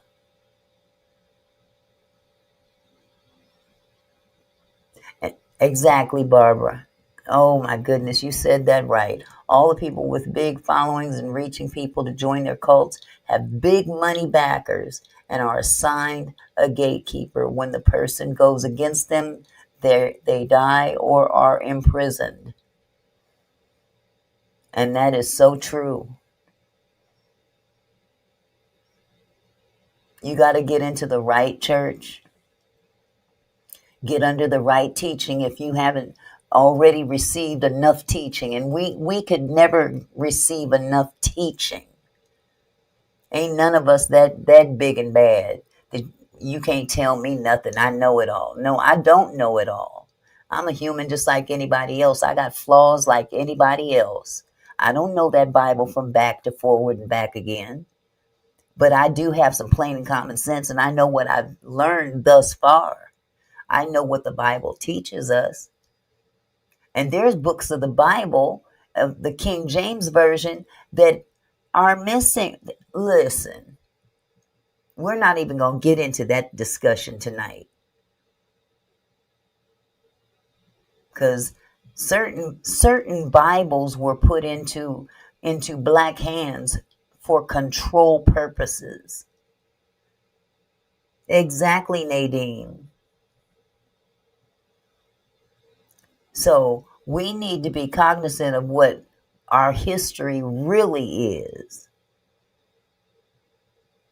But you can't be held accountable for something you don't know. If you don't know, you don't know. But to seek the truth is better than standing there accepting a lie. Thank you, Fonda. You know, girl, listen. All day, every day, if you leave it up to me, if you left it up to me, I could mess it up quicker than I could clean it up.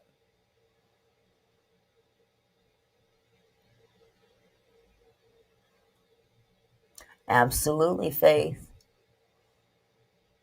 Absolutely. I mean, everybody has a change of heart. You keep going and studying and preaching and really going for the truth, and the truth will find you. God is a revealing God. He will let it be known where you're lacking.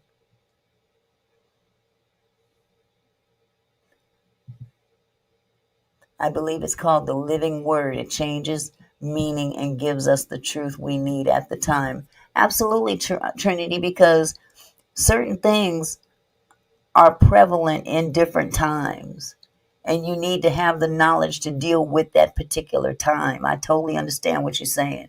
Barbara, you said that's why we as black people need to get the Ethiopian Bible. It was first, and that's correct.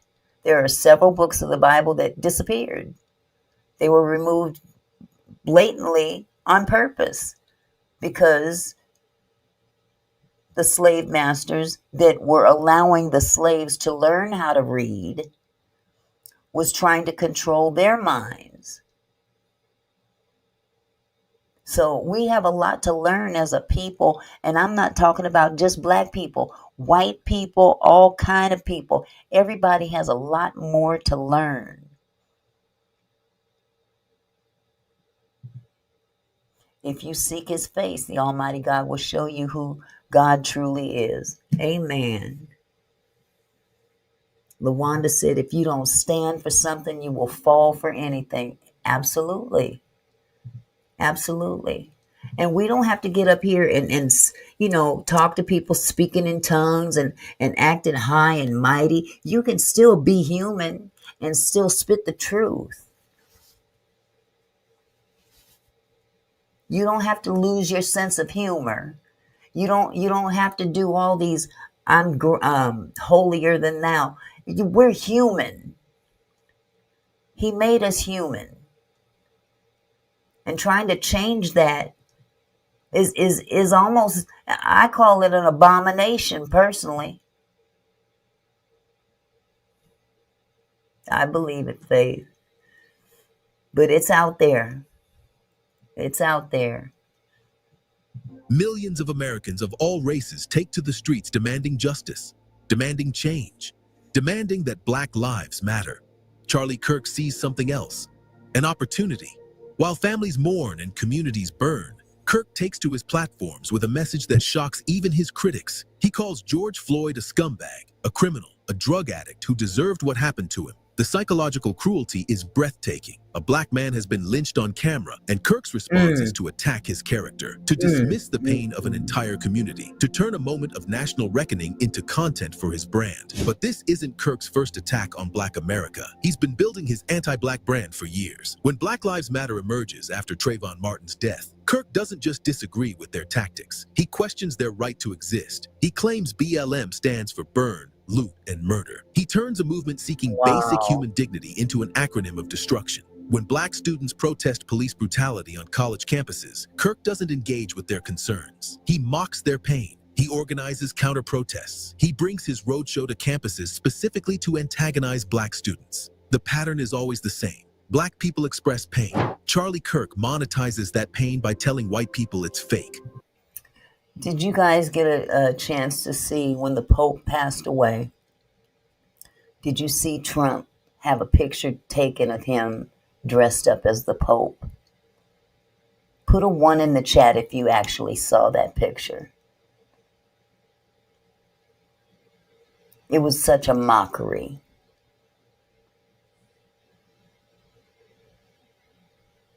Absolutely, Faith.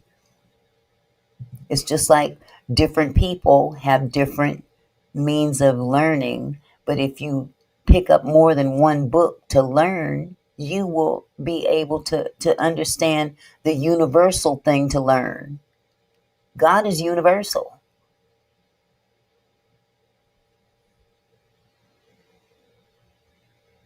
So yes, President Trump, after the Pope died, thought it would be cute, thought it would be comical, thought it would be funny to post a picture of him dressed up as the Pope.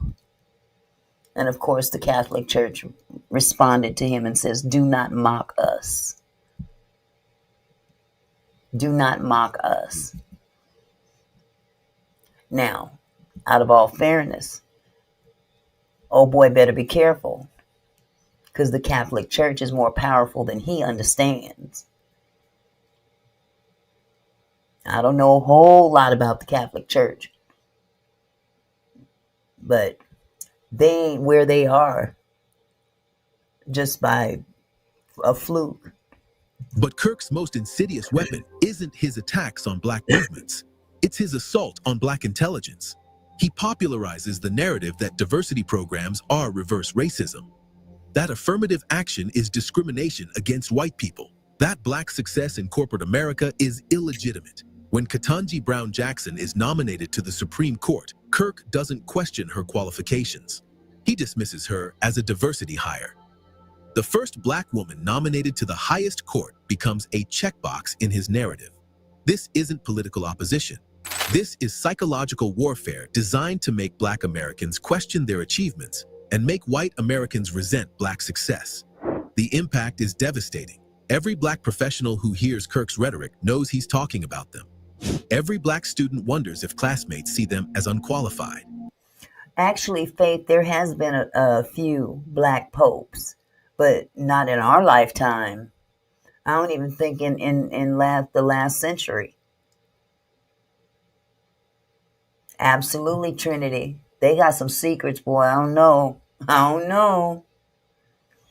But in all actuality, there have been Black popes, but they were so long ago, none of us, I mean, you would really have to study and go and dig deep, go very far back to find that there were a couple.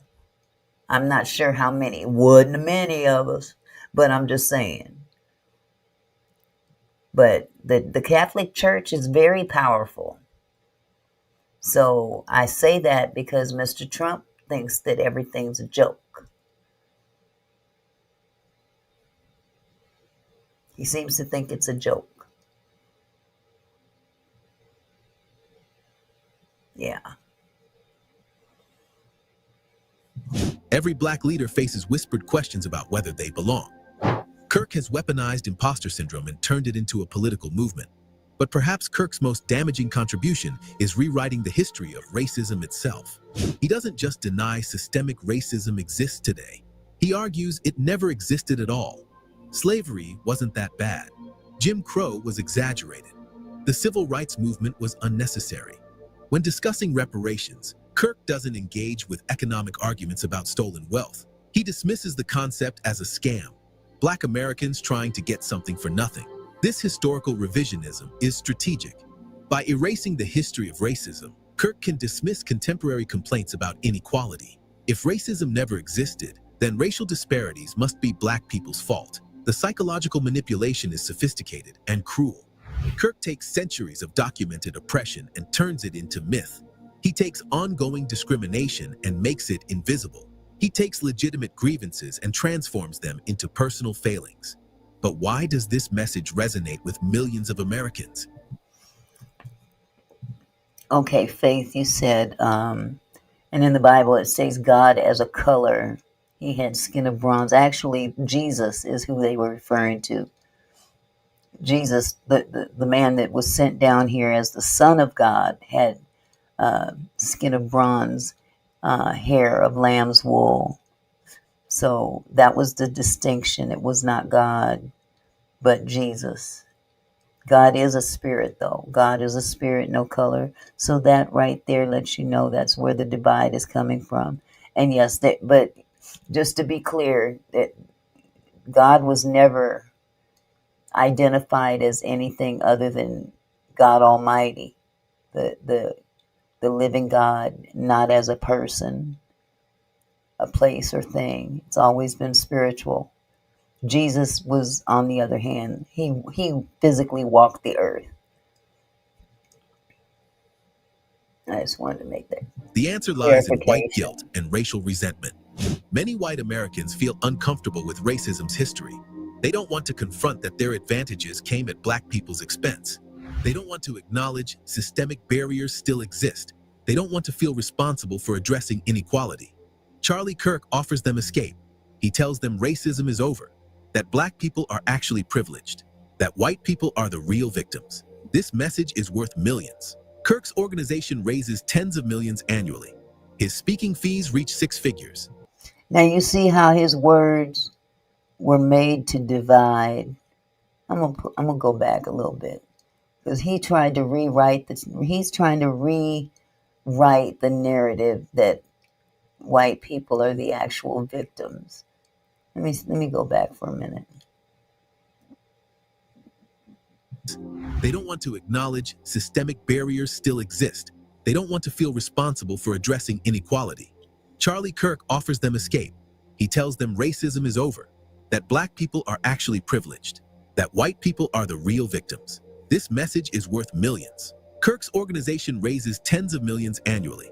His speaking fees reach six figures.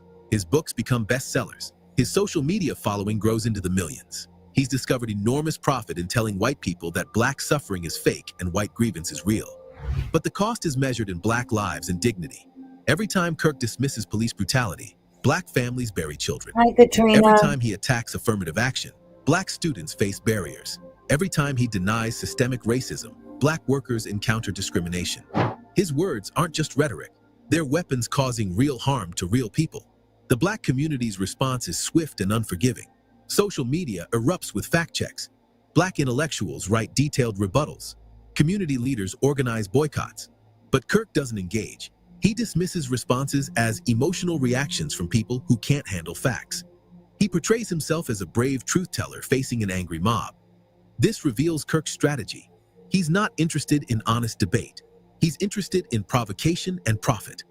The angrier black people become, the more his white audience rallies. The more criticism he faces, the more he claims victimhood. He's turned black pain into white entertainment. Wow, that's deep. He has turned black pain into white entertainment. Think about that for a minute. To sit back and be entertained. Wow. Whether they believe it or not, it's still looked on as entertainment. Entertainment. That's pretty sad. That's pretty sad. And black anger into white solidarity. The pattern becomes predictable. Kirk makes inflammatory statements. Black Americans respond with outrage and evidence. Kirk claims he's being silenced. His audience donates more money. It's a perpetual motion machine of racial resentment, powered by black suffering and white grievance. But then Kirk's rhetoric begins radicalizing his audience beyond his control. Young white men don't just absorb his talking points about black inferiority. They internalize his message that white people are under attack and need to fight back. Some see violence as legitimate response. January 6th includes many Kirk supporters radicalized by his rhetoric about stolen elections and threatened white identity. White supremacist violence in Charlottesville, Buffalo, El Paso is committed by young men consuming content similar to Kirk's messaging. Kirk helped create a monster he couldn't control. His audience took implicit messages about racial conflict and made them explicit. His dog whistles became air raid sirens. Even as his rhetoric contributes to real-world violence, Kirk denies responsibility. As usual, that's what people that stir up trouble do. They throw a rock and hide their hand. That's usually how it's done. But he loved the Lord, though. He claims his words are misinterpreted, that he never advocated violence, that he's unfairly blamed for others' actions. This reveals the fundamental cowardice at Kirk's project's heart. He's willing to profit from racial division, but unwilling to accept consequences. He wants extremist rhetoric's benefits without accountability. Black communities see through this cowardice immediately. They understand Kirk's words have consequences, that his rhetoric creates climates of hostility and violence, that his denial is another form of violence against Black dignity. Ask yourself this question. Do you think Kirk truly believed what he said about Black people? Or was he simply cashing in on white fear and resentment for personal gain? The evidence suggests both. Kirk seemed to genuinely believe in white superiority and Black inferiority, but he also understood these beliefs were profitable. He found a way to monetize racism and turn hatred into business. This combination of sincere bigotry and calculated opportunism made Kirk particularly dangerous. He wasn't just a cynical grifter exploiting racial tensions. He was a true believer who discovered his beliefs were marketable. The result was a feedback loop of radicalization. Kirk's genuine racism attracted like-minded audiences. Their enthusiasm and financial support reinforced his beliefs and encouraged extremism. The more extreme he became, the more his audience grew and the more money he made. Faith, that's a very good observation. I kind of like that. They said Kurt took the bait. He got paid to spew hate, to climb the political ladder, just like some people sleep their way to the top. That's a good analogy, love. That's a very good analogy. And wasn't it said that, he was 19 and broke and resented that, Black people were getting affirmative action and things of that nature, and he felt like he was being slighted. But look at, he died a millionaire. So he came up with the turning point. He created turning point. He organized. He did all of this and grew it into a humongous organization, only to lose his life at 31 years old. But here's the thing that really gets in my craw. This is what really gets in my craw. We've got other millionaires. And once again, don't get me wrong. I feel bad for his wife. I feel bad for his kids. His wife, she just like him. So they're one. They're together. But them kids, they didn't ask to be here. They didn't ask to be in this position. But can somebody explain to me? Now, I know the answer. But somebody please explain to me why millionaires are kicking down millions of dollars down to the schooling of these children in the future when their dad said that college was a ripoff. I'm trying to make that make sense. They turned it into a money-making operation, and who benefited? Who benefited? He built that organization. He ran that organization.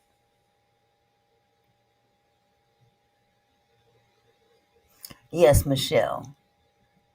I think hate is passed on.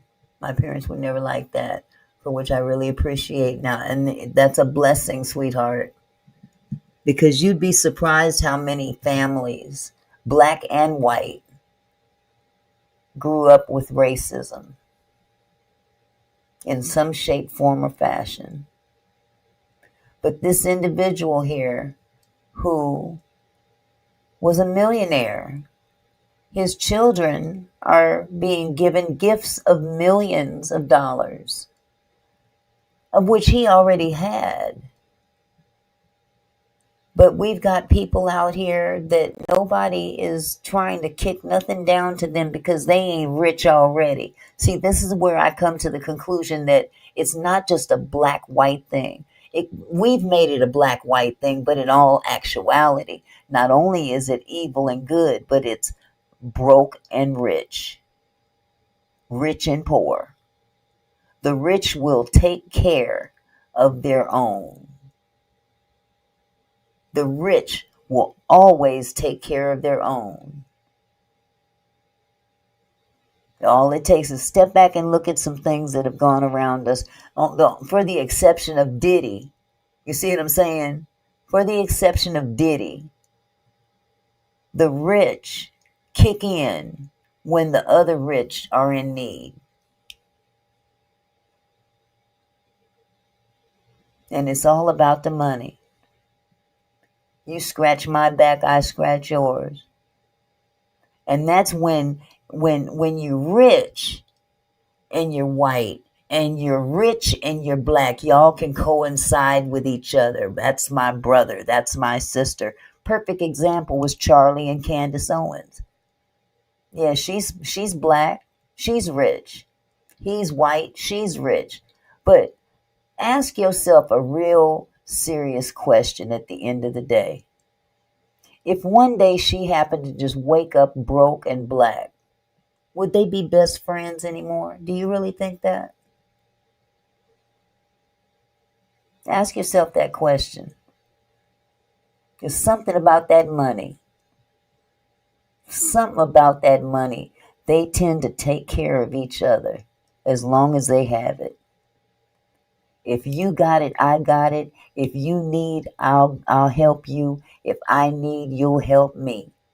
Trump did it all the time. You see, but look what he did to Diddy. They running around having Diddy parties. Trump is on that list too. And a lot of this stuff going on right now, just a side note, a lot of this rhetoric that's going on right now, a lot of the attention that we're paying to this right here is a distraction from the Epstein situation. This is all by design. Because somebody been dabbling where they had no business dabbling. And as long as they got money to cover it up, they're going to do whatever they can to cover it up. Yes, Candace better be careful. Candace better be very careful. This is a distraction. A lot of things have been popping up. If you look at it, a lot of things have been popping up lately that have distracted us from this Epstein situation. Because somebody's on that list. And they don't want it out. And here we have another individual who just got found guilty on 2 counts, and he was going to his parties. He don't want his name on that list, but it's there. But is he bailing him out? Did he pardon him? No. Oh, I've seen a little bit about Bohemian Grove. Trinity. I've seen a little bit about Bohemian Grove. Is it annually they meet up in that area with the owl? Is that annual?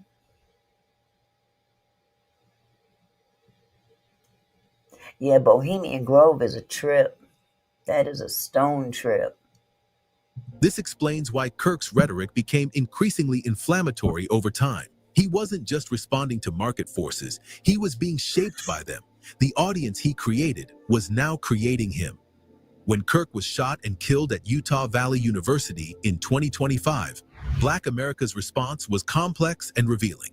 There was no celebration of death, no joy at loss of life, but there was also no mourning for a man who spent his career attacking Black humanity. Instead, there was collective exhale, a sense that a source of constant psychological violence had finally been silenced. Recognition that while Kirk's death was tragic, his life had been tragedy for Black Americans.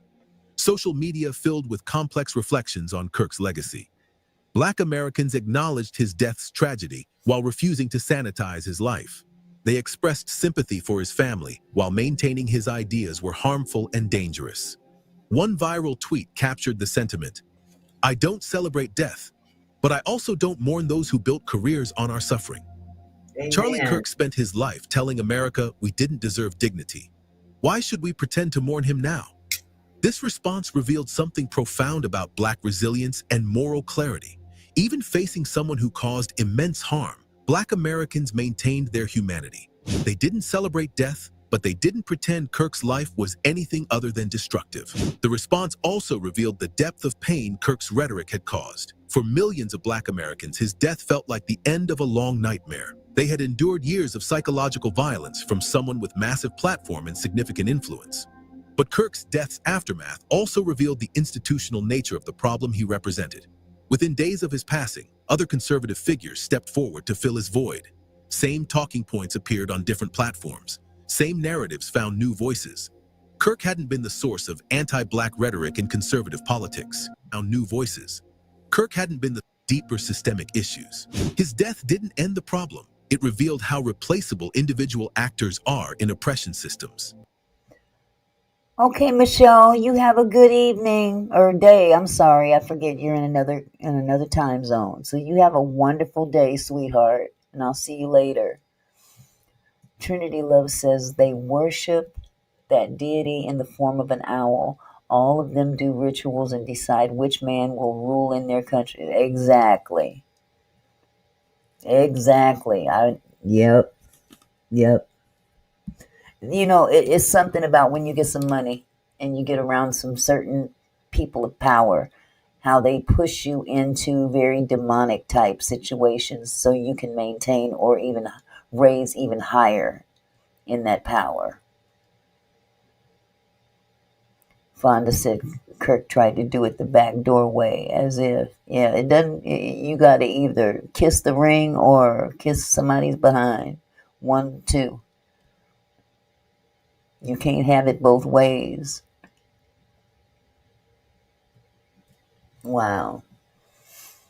This particular video should be up soon. This realization was both sobering and empowering for Black Americans. It confirmed that fighting for dignity and equality couldn't be won by defeating individual opponents. It required challenging systems and structures that produced and rewarded people like Kirk. The question haunting many Black Americans after Kirk's death wasn't whether his rhetoric would continue. It was whether America would learn anything from his life and death. Would his assassination serve as wake-up call about extremist rhetoric's dangers? Or would it simply create a martyr for his cause? Early signs suggested Kirk's death would further radicalize supporters rather than moderate views. Conservative media portrayed him as left-wing violence victim. His followers blamed his death on the very people he'd spent years attacking. His martyrdom became another culture war weapon. This response confirmed what many Black Americans long understood about white supremacist movement's nature. They weren't interested in truth, justice, or genuine dialogue. They were interested in power, profit, and maintaining racial hierarchy. Kirk's death hadn't ended this dynamic. It had simply revealed its true nature more clearly. The real tragedy of Charlie Kirk's life wasn't his death. It was what he chose to do with his life.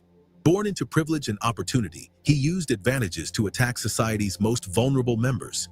Given platform and influence, he chose to spread division and hatred. He could have been a bridge builder. He could have used privilege to amplify marginalized voices. That's true. He had the potential to be a bridge builder rather than separate. I mean, he really could have if he would have applied his talents in a different way. And that's why I believe he fell into the wrong hands. He fell into the company of the wrong people. How you doing, Doodoo Bird? You see, I took care of it, love. Glad to see you here, love. Glad to see you. Jay Breezy says, the Masons and the Eastern Stars are the same way. I am a member of the Eastern Stars. Stopped being active because of their demonic ways. Hello. And see, I'm not familiar with the inside, of the Eastern Stars or the Masons, but I've had some contact with them, and there was just something that I just couldn't rock with. I'm sorry. And I didn't know the specifics, but I just followed my spirit and left it alone. Let's see. Lucifer said, do you see him and George Floyd had the same birthday? Who had the same birthday, Lucifer? I'm not sure who.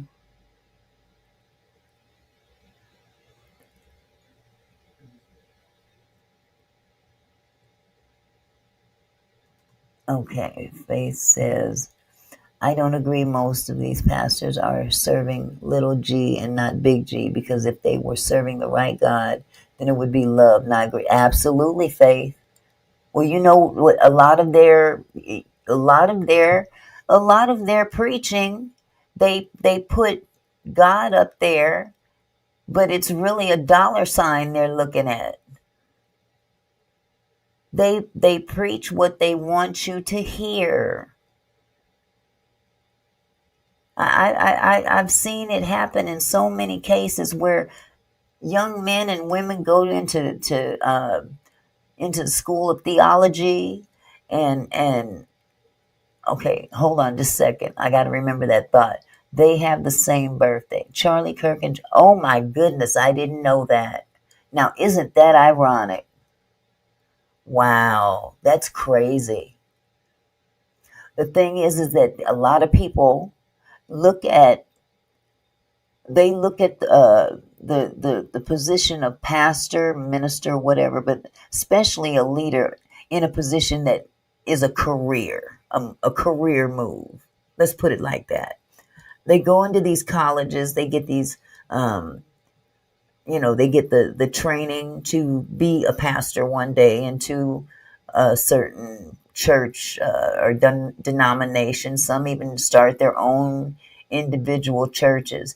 They get that knowledge under their belt, but the intent is not because they were called to preach. They saw the money and said, now that's a nice money making. The same reason why people go to school to be doctors and lawyers.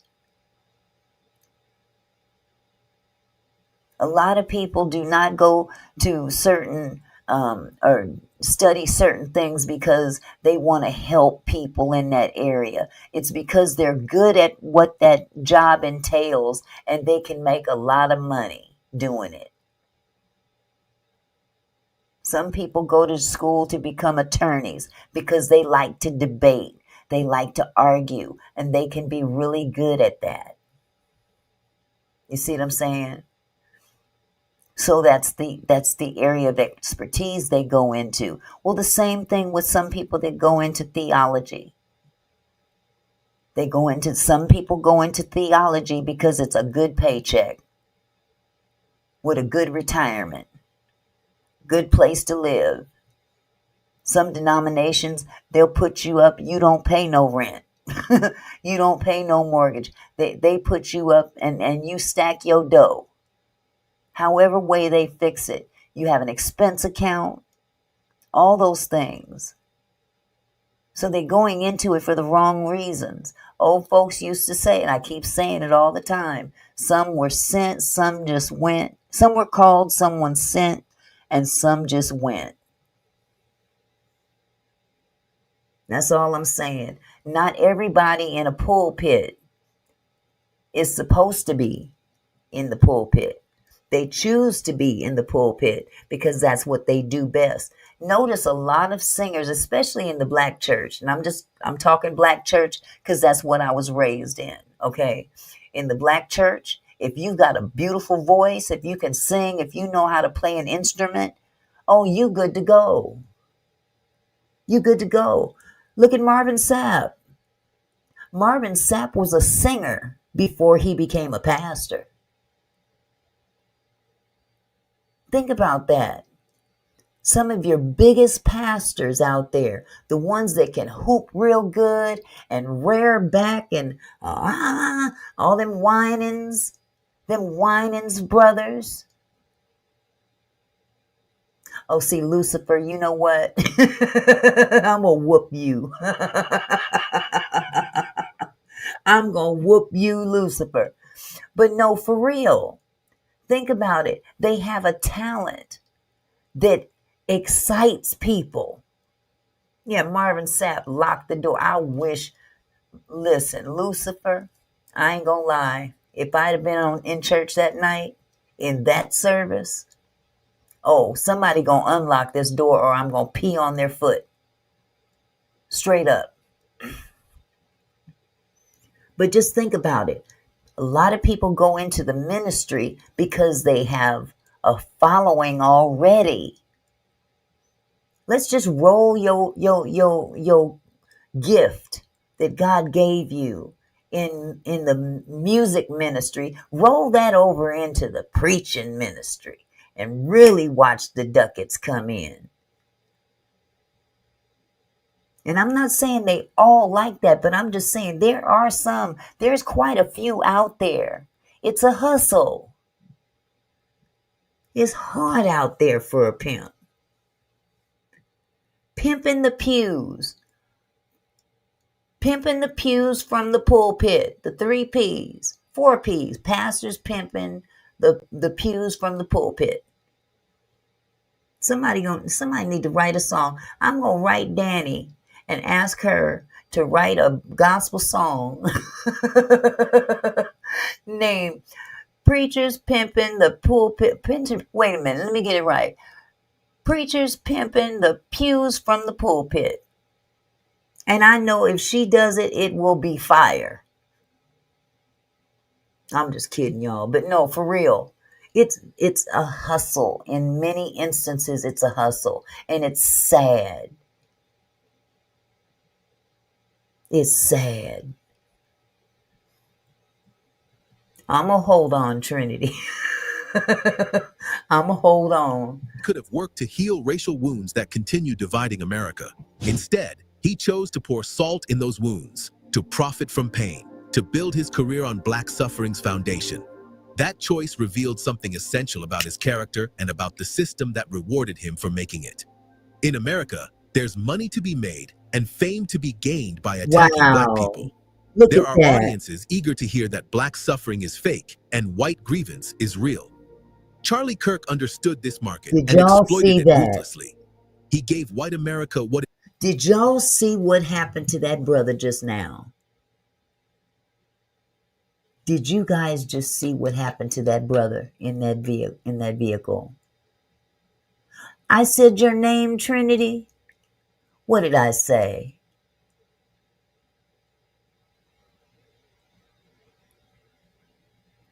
Lucifer said, I recently had to start taking care of my mother. She's on a fixed income and she was giving damn near all her money to the pastor. See there? That's and that's wrong.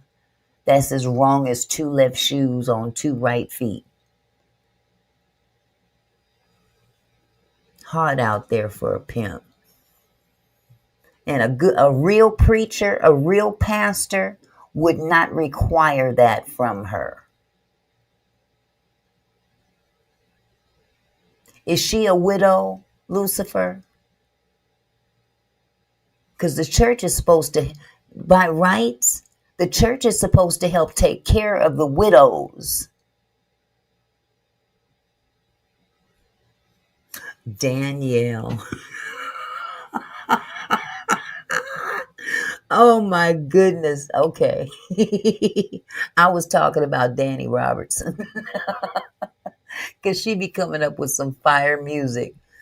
But did you guys just see this video of this young man sitting in his car and the police punch his window out and commence to sock him in the face?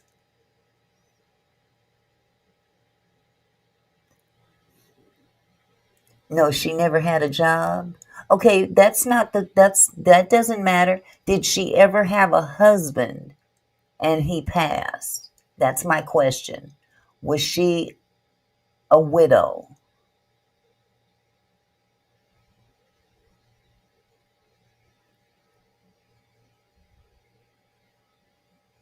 Because if there is a woman that had a husband and the husband passed, that woman is considered a widow, and the church is supposed to help her.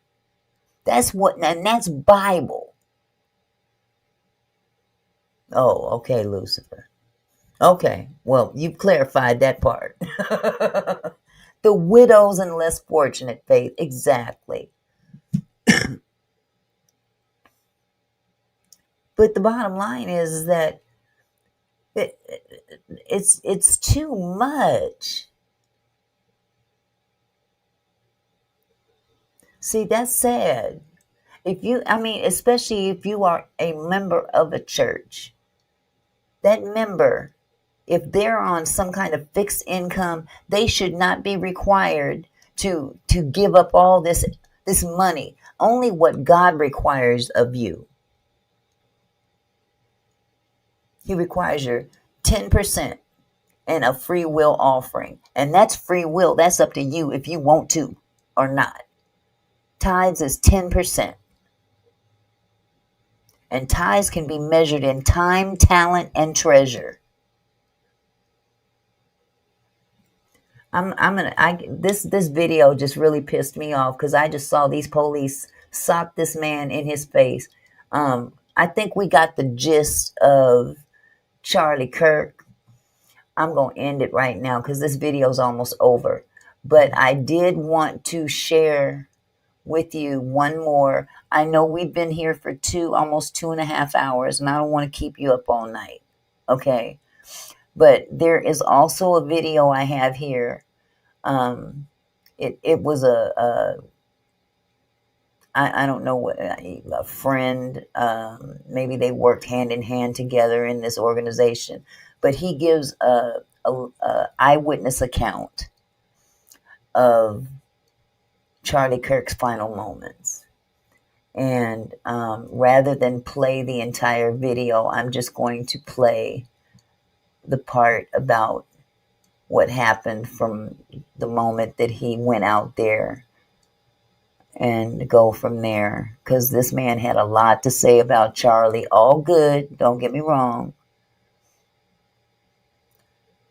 Oh my goodness, $350 a month, $1,250 a month, and she's given $350 every month. And I'm sure she has rent and food and utilities, all those things that come along with rent. See, God don't, God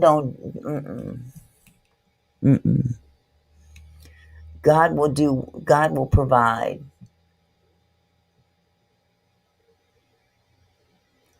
Wow. Let me start this video for you. Okay.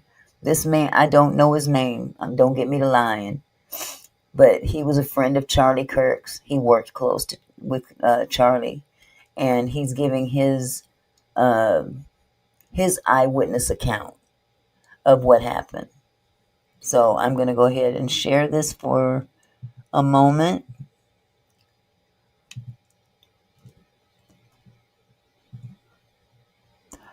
You know what? I miscalculated how long I was going to be up here.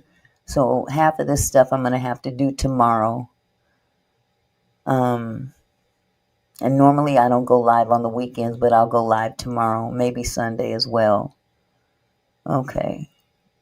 Put this up here on the stage. Blow up the picture. Okay. So we head right into the base of the amphitheater. Charlie's like, welcome to the big leagues. I mean, there are just people everywhere. We'll show you some footage here. I mean, they were everywhere. I've never seen a crowd so enthusiastic to see Charlie. Right. So Charlie starts flipping these hats. You know, he's got the Make America Great Again hats, the 47 hats. And so I'm just kind of standing there, and someone on staff just hands me a row of hats. So I go, I guess I get to flip them too. So I'm flipping them all over the place. And people are just excited. They're chanting USA, USA. I mean, they just love Charlie. So I start FaceTiming my wife. I'm saying, look at this. This is incredible. Then I start FaceTiming my son and my daughter-in-law while Charlie sits down and begins to ask questions. Okay, Fonda says, what time the weekend live, Auntie? Must see. What time would be good for y'all? Put a 1 in the chat if, let's see, if I did a noon tomorrow, my time. If I did noon tomorrow, my time, that would be 3 o'clock Eastern Standard Time.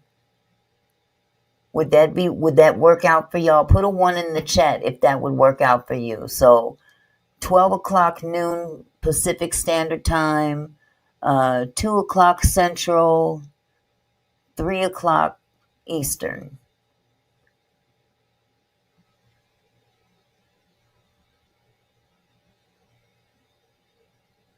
If I get enough ones, I'll do a noon. I'll do a 12 o'clock. Because I really do, I have quite a bit to share with you guys, not just about Charlie Kirk.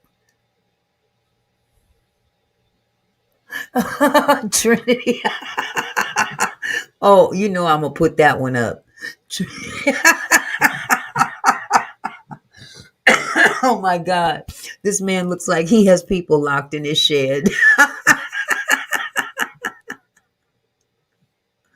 Oh my God. Okay, Doodoo Bird. Well, if you don't get to make it, I would love for you to see the replay.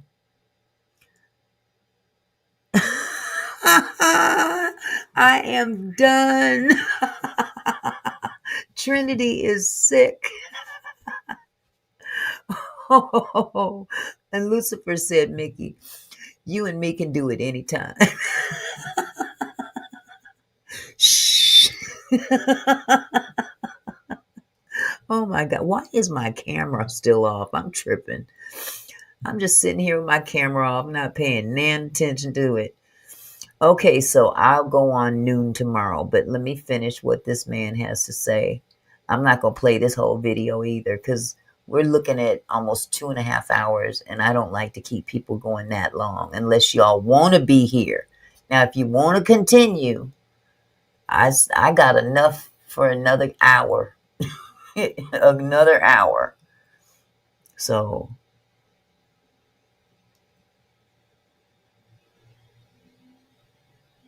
wait a minute. What was that?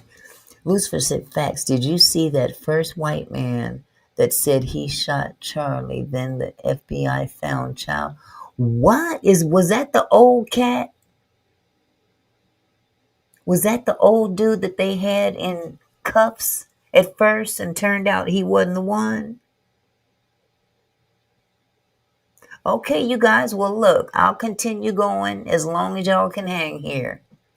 I'll keep going. But I'm still going to go tomorrow as well because I got a lot of stuff. Okay, you guys. Well, thank you. I would love to. But this here, is this the dude? Oh my God, Lucifer. He had kitty corn. He had kitty corn. He had candy corn on his phone. You nasty mofo. Oh, he was part of it. Okay, Doodle Bird. I'll be right here, sweetheart. Isn't that something? Now you see, all of them sick. But you see what I'm talking about? Holier than thou. Nadine says, we are hangers on to you. Okay, I'll hang with you. Okay, I'll hang with y'all. Okay. Well, let me go ahead and get back to this gentleman. Now, this is where you may have seen an internet conspiracy. The man in the white hat was giving signals to the shooter. Yeah, the man in the white hat was me, okay? I did this with my hat. Maybe I touched my nose or something while I'm holding my phone because I'm FaceTiming my son and daughter-in-law. And they're huge Charlie fans. So I'm maybe 30 feet from Charlie. I'm right off his right elbow. I'm standing probably just off camera if the camera's going forward on him. Maybe about his 3:30 or 4 o'clock, and I'm just filming away. And by the way, to show you how stupid this is, they thought Dan, his main security guy, was giving signals too. Signals for what? You don't need signals. There's a sniper up there. He doesn't need anyone to signal anything. He can look through his scope and see what's going on. What do you think? He's looking through his scope and going, what's the signal? What am I? It's crazy that people actually believe this stuff. Okay, quit blowing smoke up our ass, sir. Okay, please stop. Don't insult our intelligence and act like something like that is not possible. Please do not blow that kind of malarkey out there as if that's not possible. Because it is. And I'm going to put myself on the line and say it's very conceivable that that young man didn't even do it. It's very conceivable. For those of you that didn't hear what I had said earlier at the very top of the show, if you get a chance, there is a content creator by the name, or his platform is called, let me give you the right information. Where is it at? Where is it at? Oh. The name of the platform is The Behavioral Arts. It's a channel on YouTube. And go check out the video entitled, let's see, Court Footage of Assassin Doesn't Add Up. Go check that out. It's about a 36-minute video. And if you listen to that whole video, it's going to change your mind about some things, or at least open your mind to the possibility that this young man didn't do it. Exactly, Fonda. He's like, I want to hit somebody up there. That's what snipers do. Yeah. I'm with you, Lucifer. When I seen this dude earlier before I started this live, I watched that video, and he's a behavioral artist. He reads people's behavioral patterns. It's his specialty. And he meticulously looked at every, this young man in court hardly moved. He did little slight movements or something. It was almost to the point where he was by design not making a move. But the small moves that he made, one move was a nod of acceptance. Okay? Katrina said he didn't do it. It was a right wing that made the hit. The 22-year-old is the fall guy. That's what I'm starting to believe, Katrina. I'm not going to tell you the whole thing. I think I did already. So you guys could either look at the replay or just write it down. And when this live is over, go check out the Behavioral Arts here on YouTube. And his video entitled Court Footage of Assassin Doesn't Add Up. It's very eye-opening. I'll put it like that. He synced up a couple of videos from 2 different news sources of the same courtroom footage. And it was all the same until you get to one spot.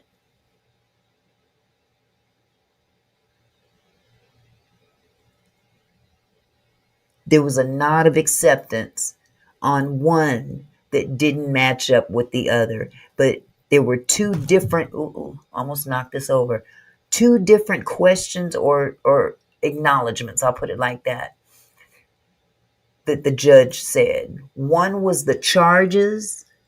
The other was, okay, we're about to let you go. Go back to your cell or whatever. He was ending the session, the courtroom session. And they were both nods of acknowledgement that fit what the statement coming from the judge was, but they didn't sync up. Yeah. There was an alteration to one of those videos. One of them was an ABC video. I mean, the ABC station. And the other was a local Utah news show or news feed. The other thing he also covered was the text messages between that young man and his partner. That looked kind of suspect too. And he believes that those were altered for some reason. So I encourage you guys to go check that video out, because we'd be here all night if I pulled that up. But anyway, let me finish this dude here. But don't insult our intelligence like that's not possible. Dude. But, if it's on the internet, it must be true, right? Don't believe in these crazy conspiracy theories. Well, you're on the internet. Wait a minute. Ridiculous. Ain't he on the internet? Ain't he on the internet? This dude right here, I'm pointing at him. Ain't he on the internet? Exactly, Jay Breezy. Some of the words that were said in that text message didn't even measure up to a 22-year-old, my old man. How many people, this is talk from people from back in the 70s. Yeah, my old lady, my old man. That's how they talked back then. Yes, Frank Turk is his name. He's on the internet. Now you telling us not to listen or don't agree with something because it's on the internet, but you on the internet talking to us.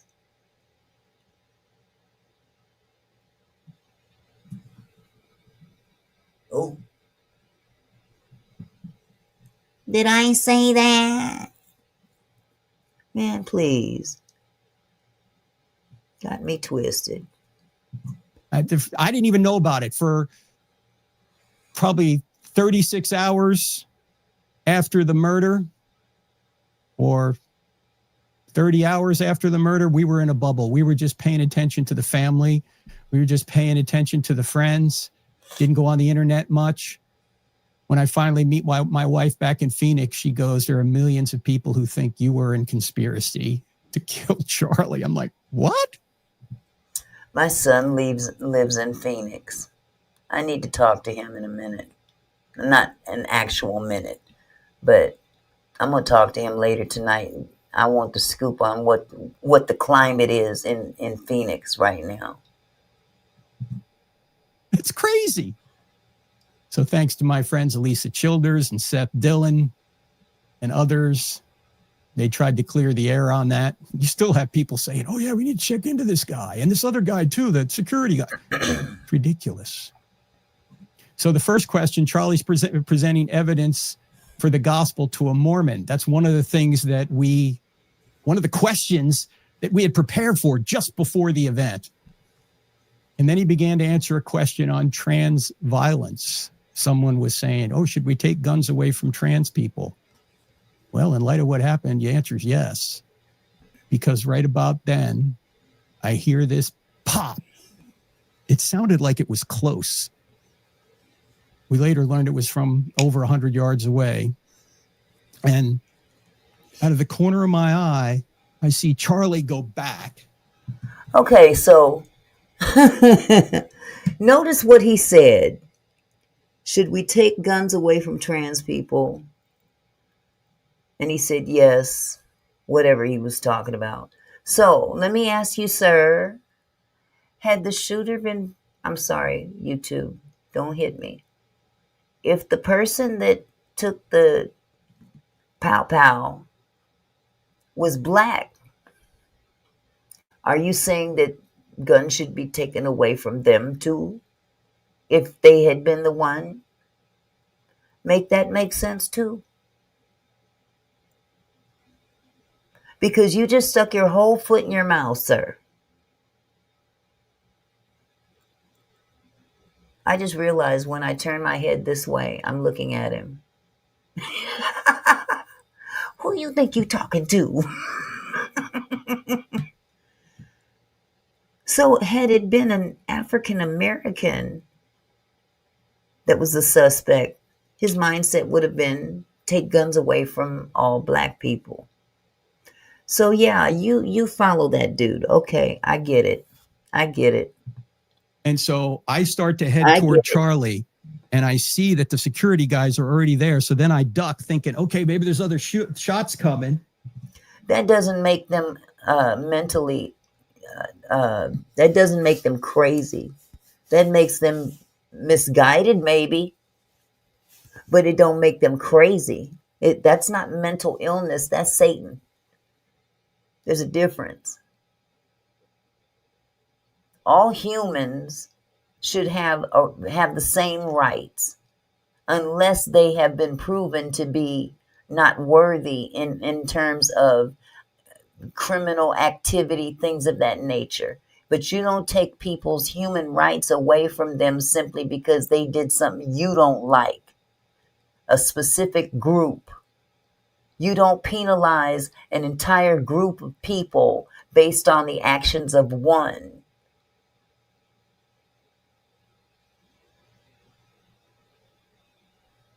The race I just made. What race did I just make, Camille?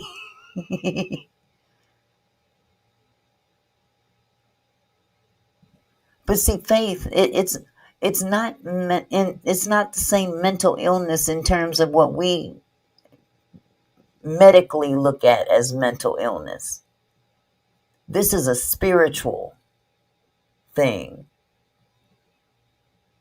I'm sure that there's a lot of people walking around this earth right now that are not transgender, that are not gay, that are not bisexual or any other member of the LGBTQ, and they doing some foul shit out there. Should they not have the right to?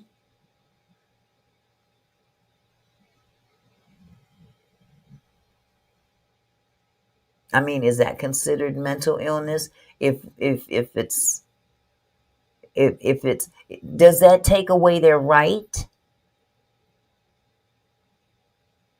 See, we can't categorize a whole group of people. We have to examine each person individually. And some people shouldn't have the right to carry those weapons. Some people shouldn't, and it ain't got nothing to do with whether, I mean, if that's the case, then none of us should have them. Because when you're talking about spiritual warfare, that's not mental illness. That's a demonic spirit. That's not mental illness. Illnesses can be corrected and managed with medication. Camille. Right, dude, that's possible, Doodoo Bird, but you got to hear some things before. You can't just come to one conclusion based on the fact that he was with a transgender person. It's based on, some of the things that I've seen in regards to what the possibilities are. He could be the patsy.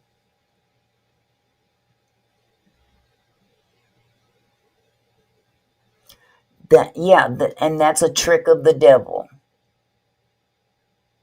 I don't care if it's I was born that way or either it's a choice.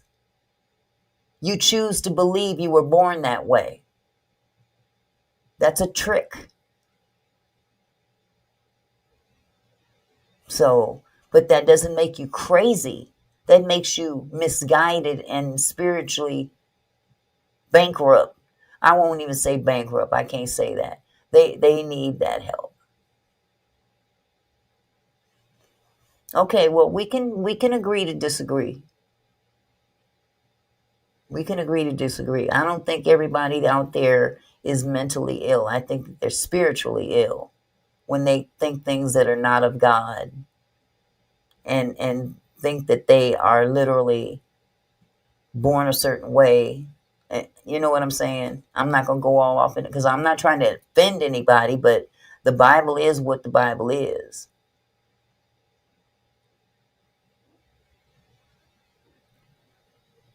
There was live letters wrote, I heard, to his lover before this happened. I've heard so much stuff. Yeah, well, those text messages, Doodlebird, those have been examined. And it appears to be very possible that those were even altered. So there's some things out there that are kind of disputing the fact that this might be him. I'm not saying it's not him, and I'm not saying it is, but I'm not going to come to a sudden conclusion that it's either or until we have all the facts.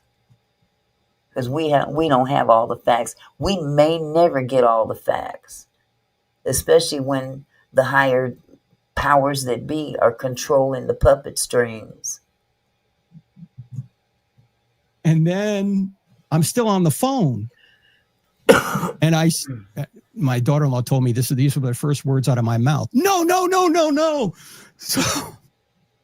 So I went behind. There's like a backdrop. Charlie's sitting here. There's a backdrop. I'm over here. So I go behind because I know the security guys are taking him out the other side. So I'm running with them toward the car.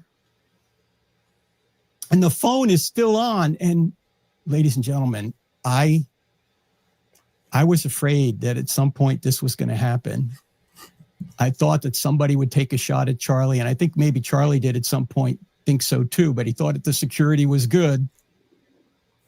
And his security team was good. But somebody way up there, whoever should have had that blew it. I don't know who that was. But I thought about what would I do? What would I do if that happened and I was there? Now, here's what Erica wants me to relate on Sunday. This is going to be the hard part, but maybe also the comforting part. Charlie Kirk was literally like a son to me. I have 3 sons. He was like my 4th son. My 3 sons are a little bit older than Charlie. He was like my 4th son. So when he was hit, if your son got hit, what would you do? What would you do? I got in the car. I feel bad for him. I really do. I don't wish this on anybody to witness, especially in person. Okay? I don't wish this on anybody. But, he saw what he saw. Absolutely, Fonda. Hold on just a sec. Because if there was any way I could save him, I had to do something. I couldn't just take him. You guys got it. So they got him into the side of the car. It was an SUV. It was the SUV we took over. And I'm on one side, and there's actually some video of this. Somebody's taking video of this. I'm on one side of the car, the right side, and they're getting Charlie in. So I run over to the other side, but the guy who was dragging him in is now blocking that entrance. So at that point, I run around to the back. I pop the back gate open, and I jump in the back. The car lurches forward. Apparently somebody jumped in the car. So the car lurches forward. So I almost fall out of the car, the SUV. Then I grab the thing and close it. And there's 5 of us in the car now. Justin's driving. Dan is up front with the GPS. Rick has got him. Rick's on my left, and Brian is there, and I'm coming over the back seat. And yeah, I agree, Doodoo Bird. It was a horrific thing to see, and actually a lot of people kept replaying it back to back to back to back, and that was kind of morbid as well.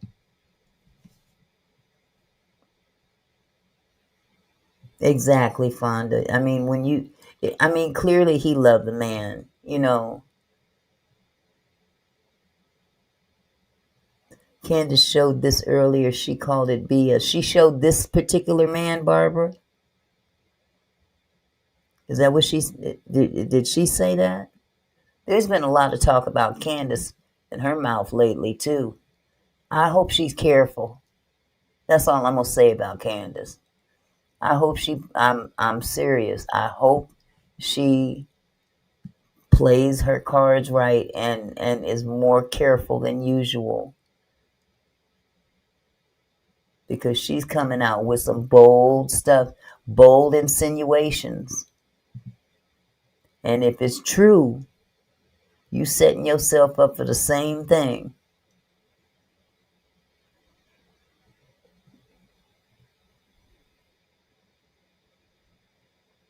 Yeah, I'm not a big Candace fan, personally. Charlie's laid out in front, just right in front of me. And Charlie's so tall, we can't close the door.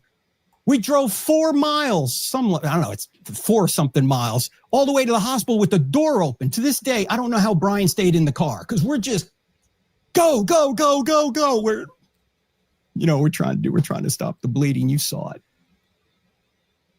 And I'm yelling, come on, Charlie, come on, come on. Meanwhile, my phone is still on. My son and daughter-in-law are hearing this whole thing.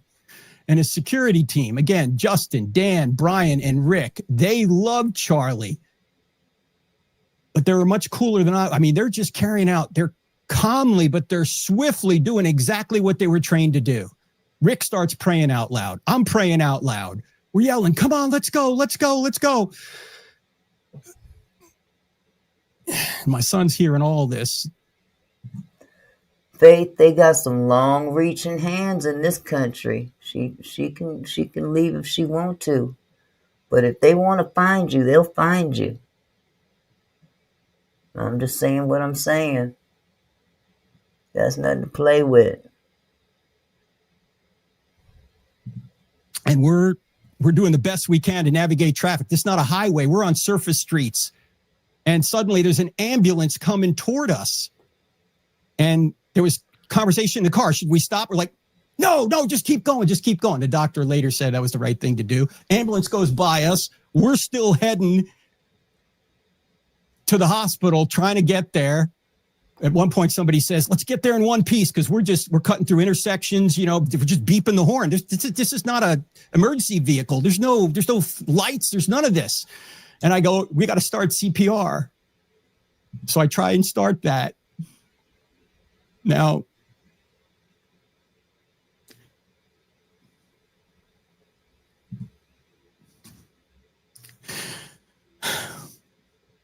Charlie wasn't there. His eyes were fixed. He wasn't looking at me. He was looking past me right into eternity. He was with Jesus already. He was killed instantly and felt absolutely no pain. That's what I was told later. But of course, we had to try. And by the way, there was just nothing any of us could do about it. We were giving him CPR, but nothing was happening. It wasn't like if we had better first aid or we had better medical facilities or we were faster to the hospital, we could have saved him. We couldn't. So if that's any comfort at all, Charlie didn't suffer. Barbara, you said he was not acting like it was an emergency the day it happened. You talking about this guy here?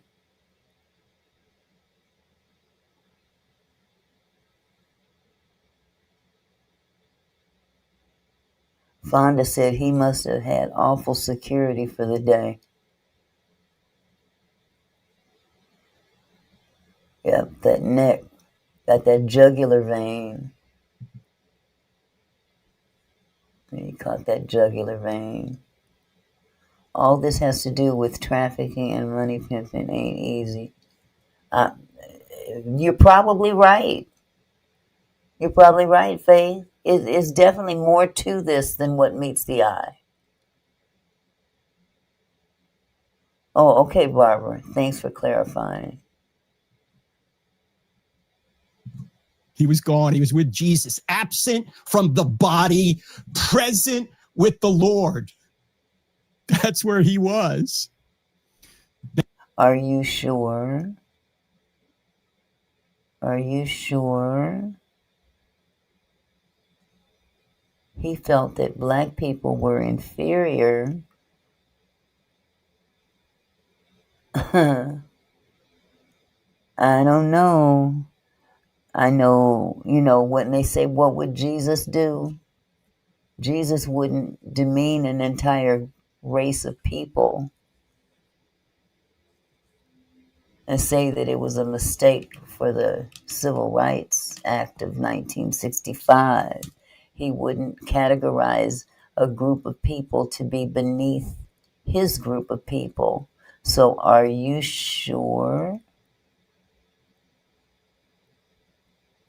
I mean, if he had probably done this to someone himself and still said that he followed the I follow Christ, because he followed Christ and he had hate in his heart, he's still going to heaven? Is that what are you sure?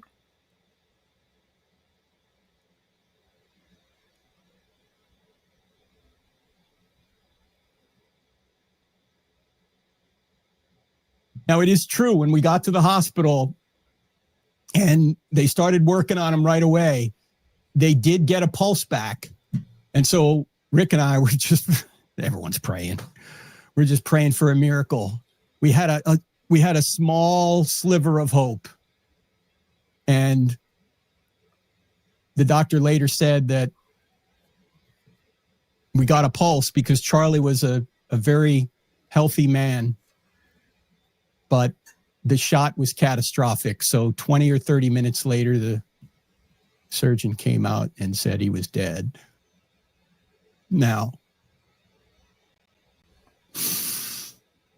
first of all, the hospital staff. Faith, asking and believing are two different things. See, you can ask for a lot of things, but is it sincere?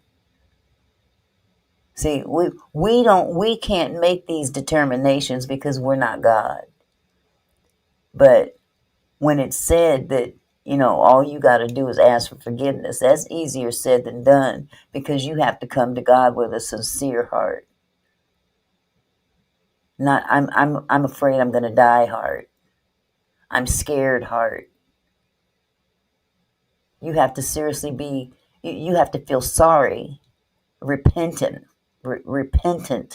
of what you've done. And not just the one act that you might have done, but all acts that you may. They say sin known and unknown.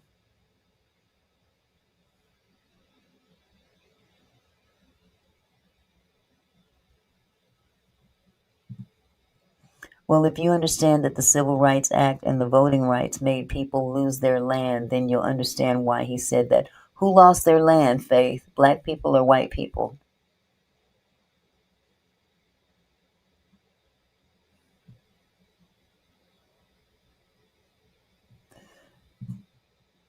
Barbara said Bibi did not want Charlie to talk about certain topics, and he didn't want him to have Tucker Carlson on the panel. He came out and said Israel did not unalive Charlie. Yeah, that's the stuff that Candace is talking about. Her angle is the Israel Pakistan thing. Hi, Benjamin. How are you, love?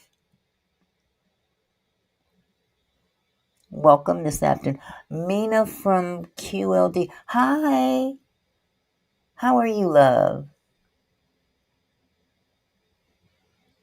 Tell us your first-hand account, not this lady. Who are you referring to, Mina?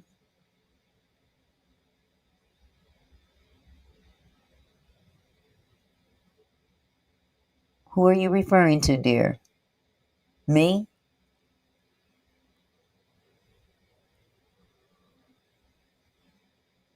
It's kind of like Santa Claus. If you don't believe it, you won't receive it. Well, that's true. You have to have a repentive heart. If you've done something you know, that you are sorry for doing. That's repentance.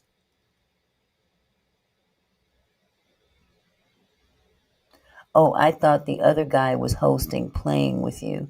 You talking about this gentleman that's talking in the white t-shirt, Mina?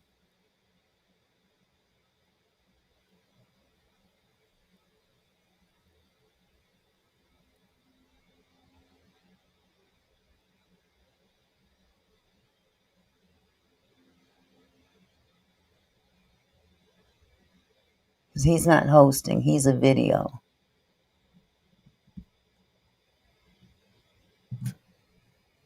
And the law enforcement were amazing. But let me tell you who the heroes were in this whole thing.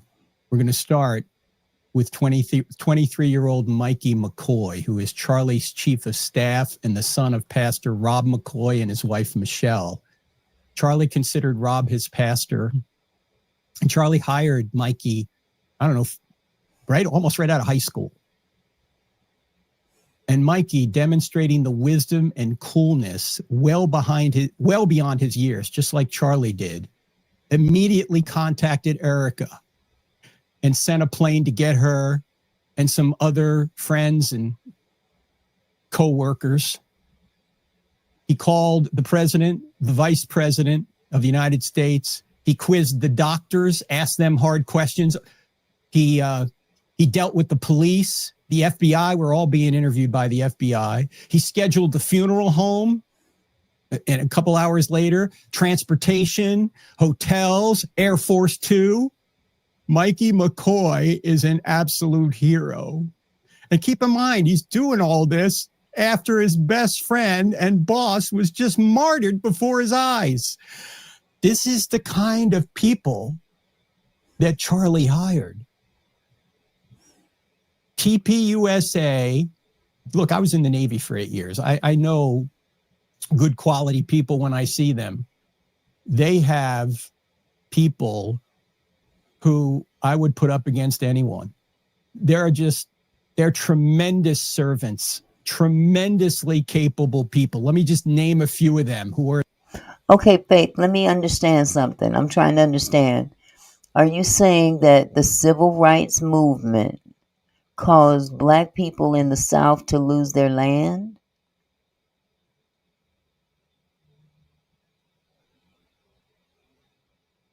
I'm just trying to get an understanding, sweetheart.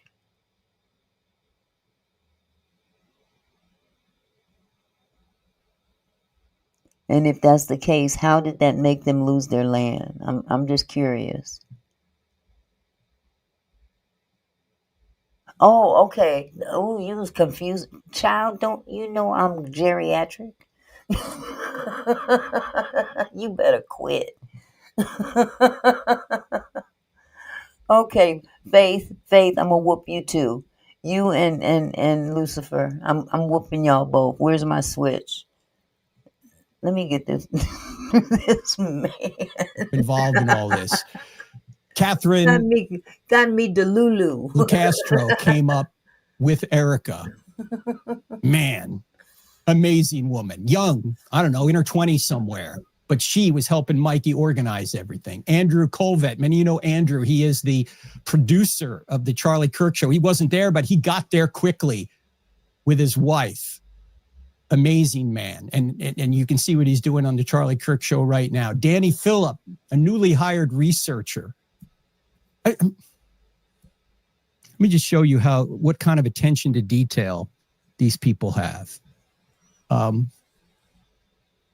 Let me just say that when the three of us in the back of the SUV got to the hospital, we had to change our clothes. And so they all gave us scrubs. So when we all get to a hotel later that night in Salt Lake City, Mikey looks at me and he says, I'm going to go get you some new clothes. Like, why, Mikey? I can wear these scrubs. No, you want new clothes for tomorrow. Air Force Two's coming. You don't have to wear scrubs. I'll go. So he delegated to Danny to go buy me clothes. Can you imagine this level of detail? Their bosses just died. Their friend has just died, martyred. And they're worried about whether I'm in scrubs or not. In fact, oh, Faith, it doesn't surprise me at all. I definitely understand how wrong they've been in teaching American history to us.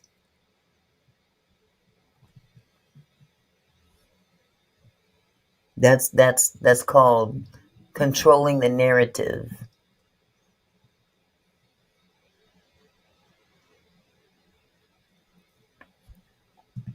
Benjamin said part of Charlie's family have ceased all contact with Erica. The other part is supporting her.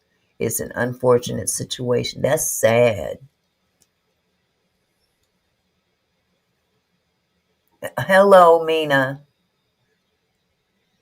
Hello. If we're going to tell it all. Yeah, she's going to feel, I think, you know what, Rose? And I'm going to be honest with you. After he passed, watching her behavior, and what she has allowed to go down publicly, the roles that she's played a part of, like that little commercial of her. I call it a commercial because it was an exploitive. Let us drain this as much as we can and get all eyes on this situation and all eyes on me, crying over him. And don't get me wrong, I'm not saying that she shouldn't be sad. Of course, that's her husband. But a precious moment like that, and you got cameras around making sure that they catch your grief. Are you kidding me?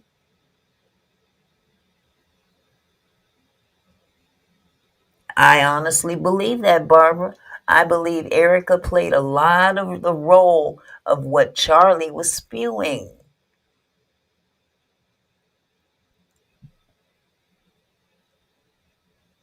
I would not doubt that one bit. It wouldn't be a first. Let's talk about Barak and Michelle. Who is the most intelligent of the two? I mean, be for real.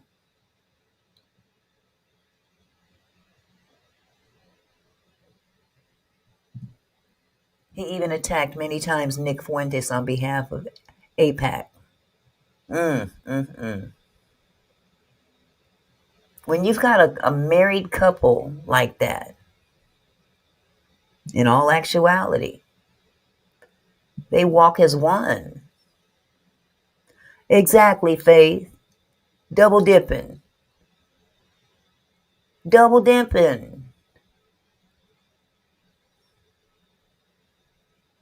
Yes, he was changing his mind on Israel. He still wanted them to win, but he didn't agree with the tactics. They wanted the talking points to remain the same. He was veering away from that.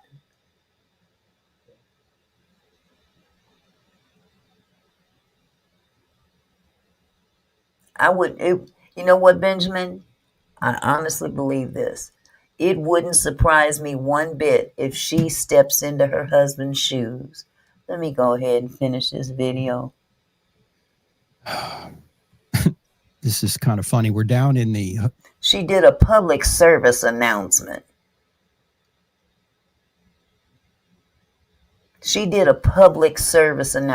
That wasn't a cry about my husband and I'm grieving. No, that was a battle cry. She let everybody know, oh no, this is going to continue even more now. You don't know what you've unleashed. Didn't she say that? Did she not say that? She said she was going to do it. Who was she speaking on? Somebody else? Absolutely, Rose. When she got up behind that microphone and made that public service announcement, and turned around and made a commercial, because that's what I call it. It was a commercial.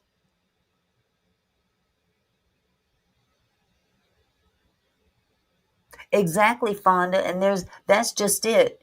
That's part of the diversion, or it's all so intertwined. It's all so political, and it's also, there's a little bit of politics mixed up in it. There's a little bit of hate mixed up in it, with a little bit of Jesus mixed up in it. And it's just, you know how you can throw too much ingredients into a pot, and the next thing you know is you got slop. It's not even a real meal, so to speak.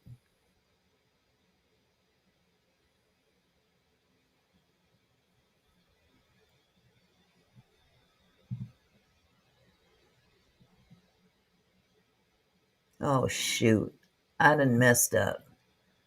I don't want to play the rest of this. I done started the whole video of her. It sounded like it was close. The right I'll go we're doing. there. Robin from Dallas, Jeff from Miami. He actually was in San Antonio and came up. Brian, his cousin, who actually orchestrated the whole trip. These were all just amazing people. And the security guys, Dan, Justin, Brian, Rick, Blake, and another Blake, every one of them would take that bullet for Charlie. They just didn't have an opportunity to.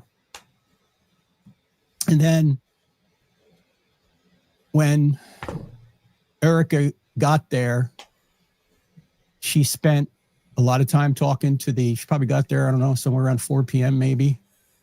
And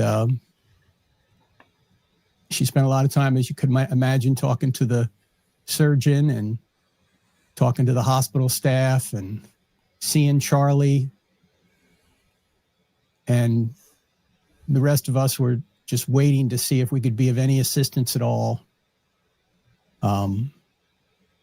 Meanwhile, the car that we came in had been considered a crime scene for whatever reason. I don't know why. Had nothing to do with the crime, but we couldn't get anything out of it. So I couldn't get my wallet out, couldn't get my bag out, couldn't get my computer out. Charlie was actually laying over my computer bag on the way to the hospital.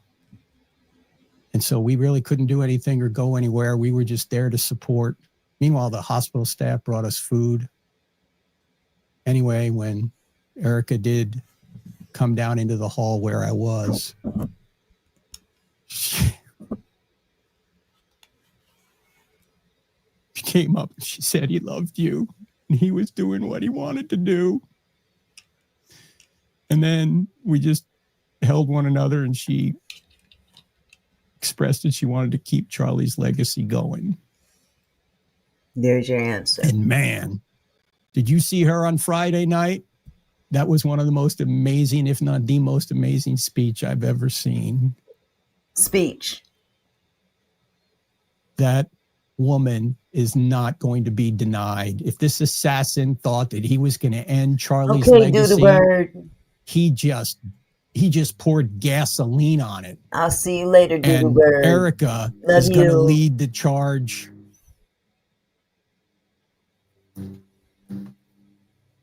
Finally, well, not finally, but when we were about to leave, we finally got access to the car again. And Erica was asking for a necklace that Charlie was wearing. It's a cross necklace and had some medallions on it. And when I went into the back seat of that car, I pulled my bag out, and that necklace was attached somehow, just kind of draped over the bag. So I gave it to Mikey, and I said, Mikey, I want you to give this to Erica. How sweet. I'm going to go forward a little bit because this is just a lot of filler.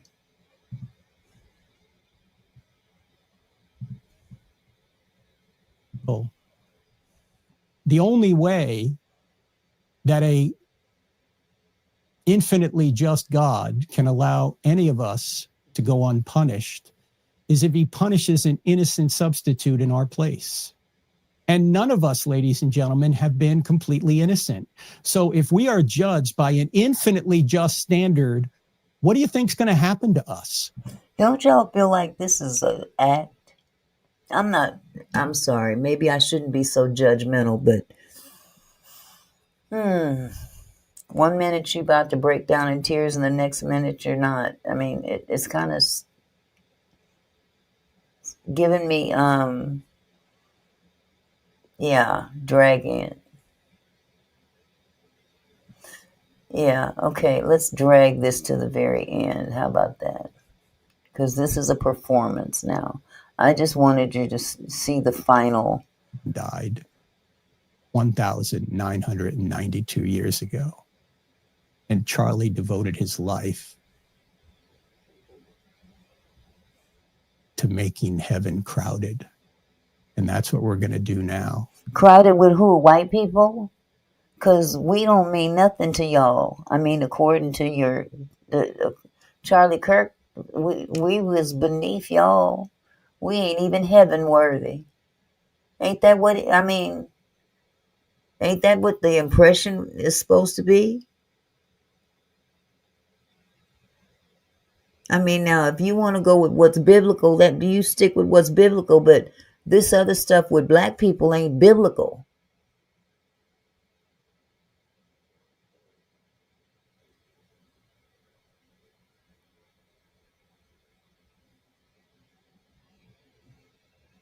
Lord have mercy.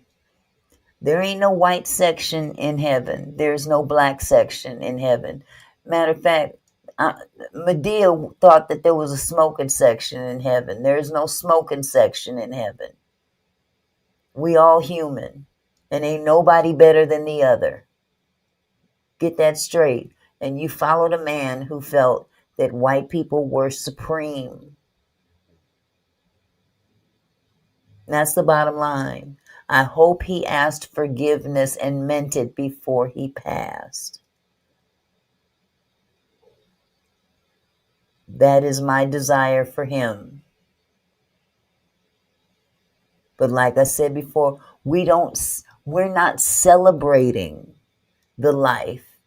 We're sorry the life was lost, but we're not celebrating the life when it comes down to putting down a whole race of people. That is not of God. That is nowhere in the teachings of Jesus Christ, the one in which you profess to follow. Point blank, period. I'm done with you, sir.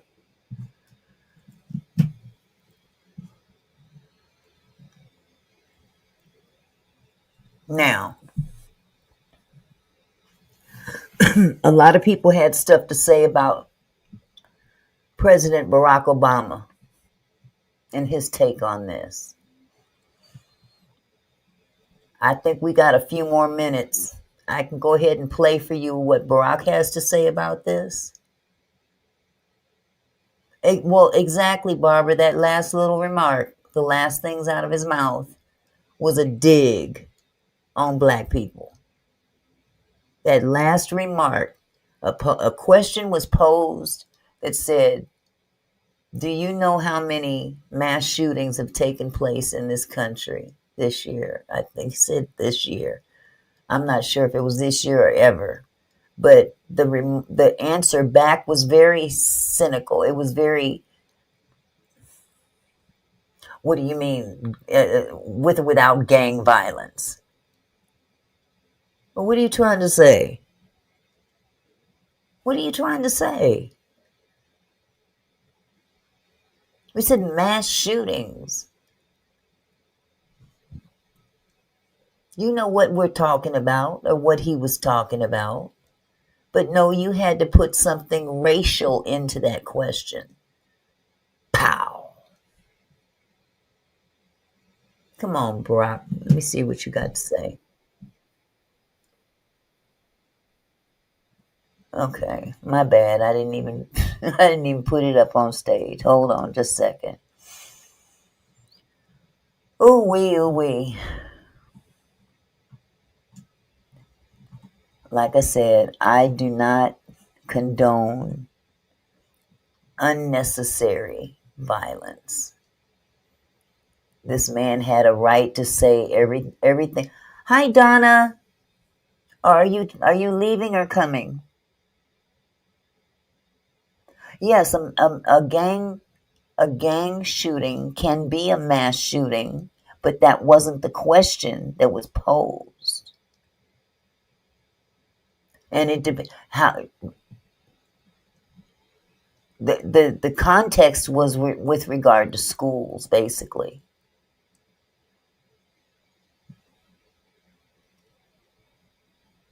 And I am not aware of all of the gang shootings that have taken place in this country, just like I'm not aware of how many domestic violence shootings have taken place in this country in other people's households that are not of African American descent.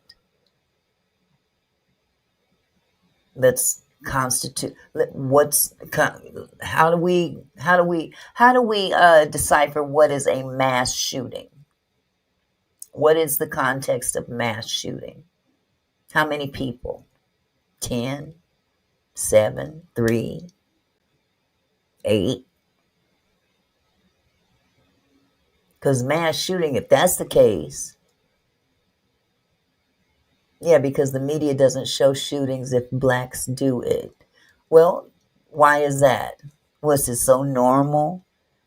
They show more black folks shooting at each other than they do white folks.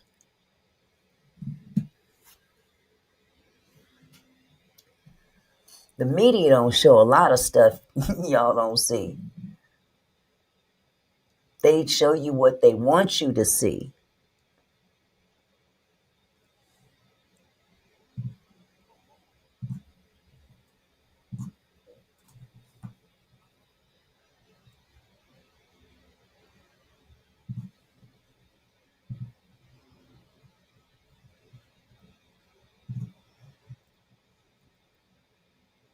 Hold on a second. Do you know earlier this year, the governor's mansion, the subject of an arson attack, the tragedy in Minnesota back in June, the horrific murder in Utah of a conservative activist? Are we at an inflection point in our country? Where are we today? Well, we are certainly at an inflection point, not just around political violence, but there are a host of larger trends that we have to be concerned about. I think it is important for us at the outset to acknowledge that political violence is not new. It has happened at certain periods in our history. But it is something that it is anathema to what it means to be a democratic country. And regardless of where you are on the political spectrum, what happened to Charlie Kirk was horrific and a tragedy. What happened, as you... Faith, that is absolutely right. Faith says we all have free will to make our own choices in life. When we make the wrong choice, we do suffer consequences, and some consequences could lead to death. Rather, you're dealing with a nasty, infected partner or spewing hate. It all could lead to death. It's called consequences of choices that you make. And that's correct. Choices that we as individuals make. But it's not appropriate for a handful of individuals to decipher who has the right and who doesn't have the right to make those choices or even make those mistakes. And we're not identified by our mistakes, because we all fall short. We all fall short. Some choices are more detrimental than others, and it's not about the group outside of the choice maker who decides whose choice is wronger than the others. That's God's job.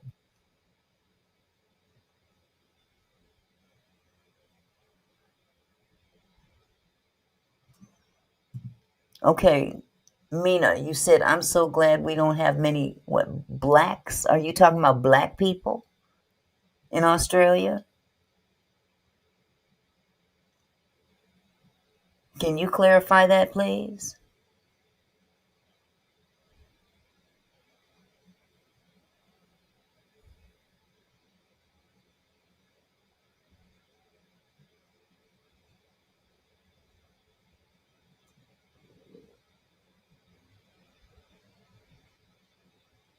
Blatts, Blatts. Are you talking, that's what you call black people?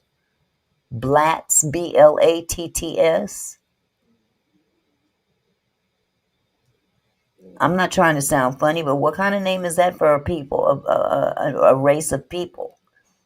That's not what they are. They're not blats. They're black. What is a blat?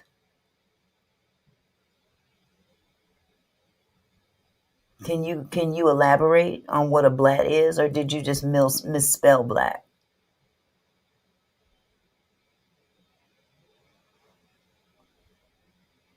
I'm just trying to get an understanding, Mina. I'm not jumping on your case.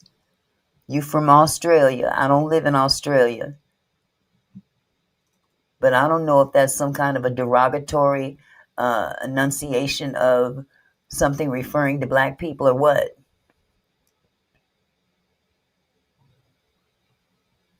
Jesse Lee Peterson, that's what he calls him? Because it sounds kind of like it's insulting.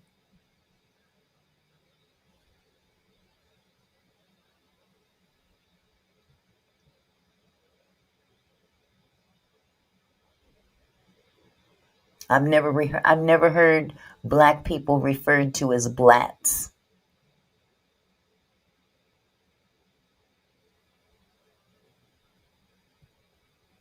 Vonda, your guess is as good as mine, because I ain't never referred to them as either.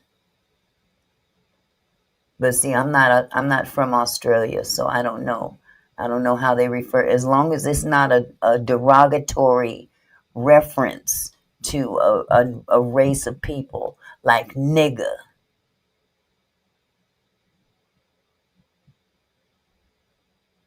I'm not sure who Jesse is.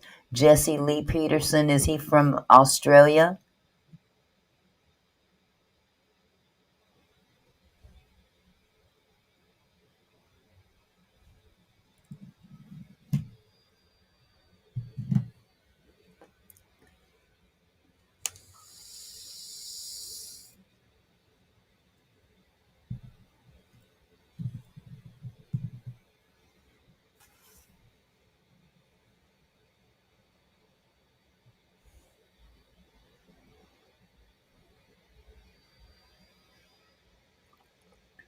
Okay, I'm still struggling with this blat word, BLATT.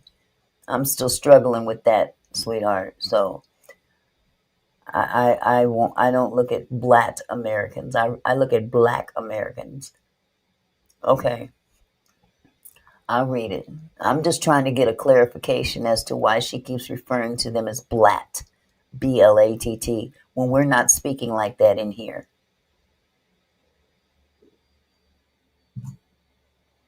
Mention to the state legislators in Minnesota. That is horrific. It is a tragedy. And there are no ifs, ands, or buts about it. The central premise of our democratic system is that we have to be able to disagree and have sometimes really contentious debates without resort to violence. And Exactly, Rose. I mean, Nadine. Yes, I did see that initial comment. That's why I was asking, what is that supposed to mean? And it does sound kind of insulting. It's very insulting, actually, especially if I've mentioned it on more than one occasion. What is a blat? Because you've got a chat room full of black people here, and we're not blats, BLATTS. We are black Americans, African Americans. I don't know what y'all call them over there. I'm glad you don't have that many over there. Since you said you're glad you don't have that many. I'm curious why you're glad you don't have that many over there. Tell me why you're glad you don't have that many over there. Are you afraid of us? No, I'm not trying to, I don't want to be insulted. That's why I'm understanding what you meant by that. You said it's not an insult. You want to be insulted, apparently. No, I'm not trying to be insulted. I asked you, and you continued to use that word. Okay, clearly you don't want to explain for yourself. I don't need to look at a video clip of someone else when you're in my chat. He's not in my chat. You are.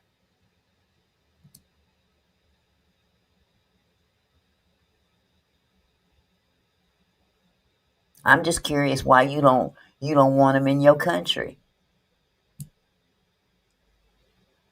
And then you want me to look at somebody black with a handkerchief on their head jumping around like the house ninja.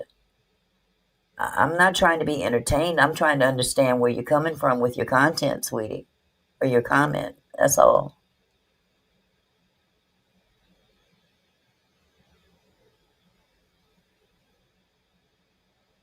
She mentioned her government is trying to get rid of him. Exactly. And I'm just curious exactly why she's glad that there's not many there.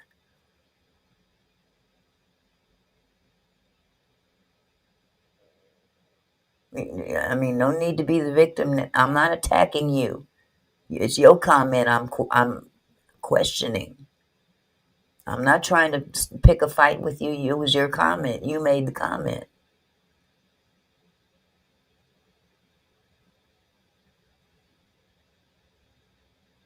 Hello, yeah. You can't imagine why. No, I can't imagine why, Mina. Enlighten me. Enlighten me. Why you don't want that many over there. Tell me why. You don't want them over there. Tell me why you don't want them over there.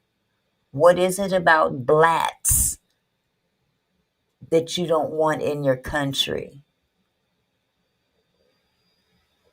They literally rob your house while you're at work. Is that so? You think all black people or the majority of black people do that? That is, have you ever, I bet a lot of white folks do too over there.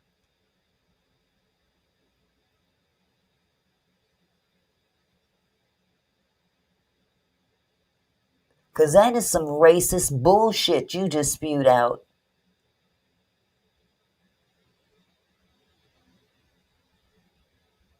But most. So I guess you know more black people than we do, but you don't have that many over there. So you know that most people in your country break into other people's homes. You got to be kidding me. You probably know 5 on one hand. And you just gonna characterize most black people break into your house. Well, maybe you should move over here to America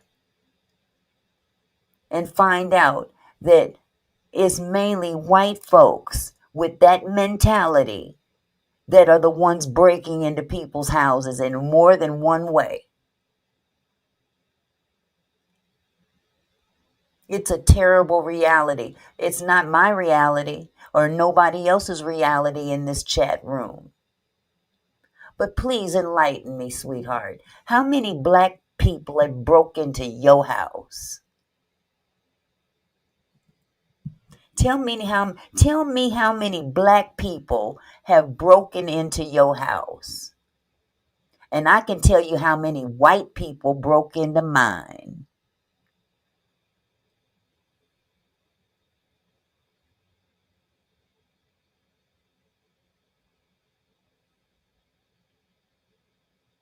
Now maybe you didn't realize you was walking into the pit of fire with your little matchstick. But you came into a room full of black people and made a characterization just like this man that we're talking about here who claims he went to heaven.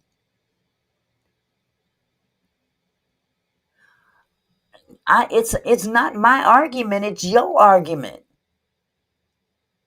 You made a characterization about black people in your country as if they're the only ones in your country breaking into people's homes.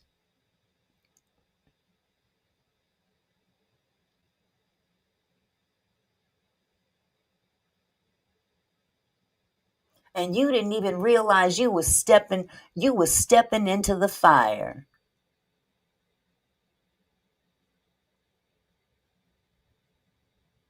Give me your statistics about all them black people breaking into y'all's homes.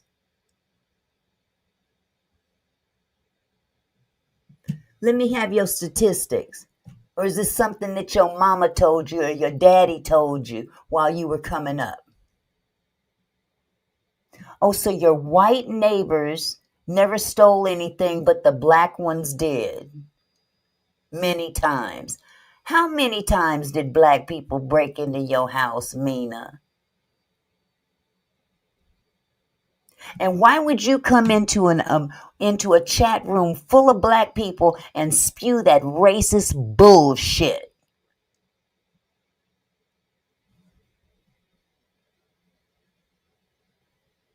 Hi, Lady Letitia. I'm sorry you just walked into a racist troll in the chat. No, you're not being honest. You're being stupid. You're being absolutely stupid.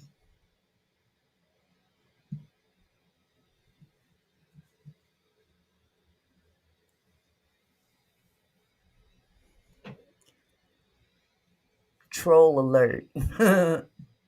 Well, she gonna get an earful before she gets to kick the fuck out of here. Because you can't show me nan statistic other than your opinion, boo-boo. Hi, Vibes. How are you, sweetheart?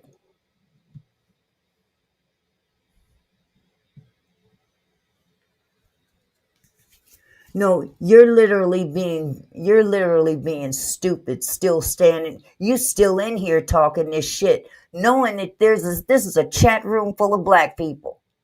So I guess you smelling yourself now. So are you feeling entitled, baby? Is that what it is? Are you feeling entitled? Or maybe, oh, you know what? It just occurred to me. Maybe Mina is V Goddess. Maybe that's you, V Goddess.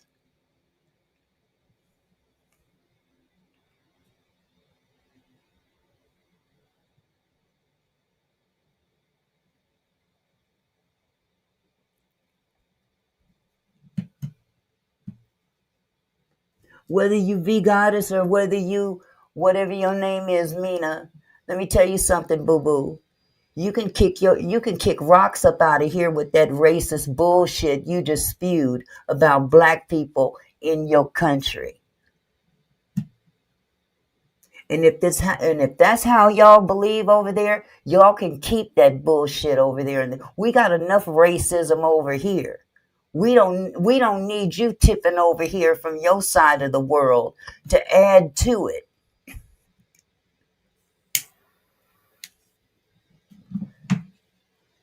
And I can guarantee you one more thing. What did I say that's not true? What did you say that's not true? You tell me, because you're the liar.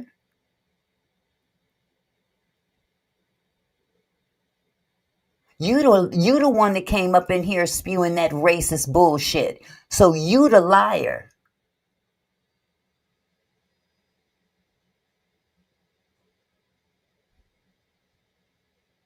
And I can tell you another thing. You can be as bold as you want to up in this chat, but I can guarantee you one thing. If you were standing in my face right now, face to face, I can guarantee your ass wouldn't be popping off at the gums like that, because you might get dealt with. And since you're so critical about the blacks in your country, I bet you don't talk to them either, because you know they'll dust the floor with your ass. So let me just tell you one little thing, Mina, before you go. Take that bullshit back to Australia. You are dismissed. Goodbye. Yeah, I'm very tough. You damn right. You can get the fuck up out of here, miss. I'm not so tough because I'm sitting behind my damn keyboard trying to be a keyboard gangster and can't do shit if I'm face to face with somebody else.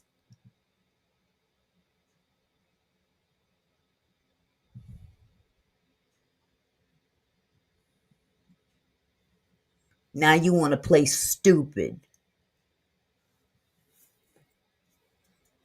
Get your ass up out of here.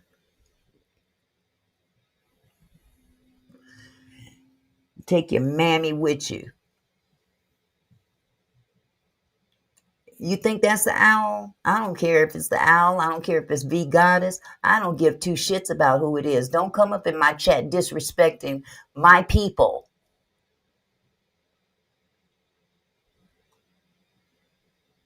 And it's not even about me. It's about all of us. And it don't matter what color we are. I told her this is a chat room with a bunch of black folks in here, and you're going to come in here and talk that bullshit? You done lost your damn mind, bitch.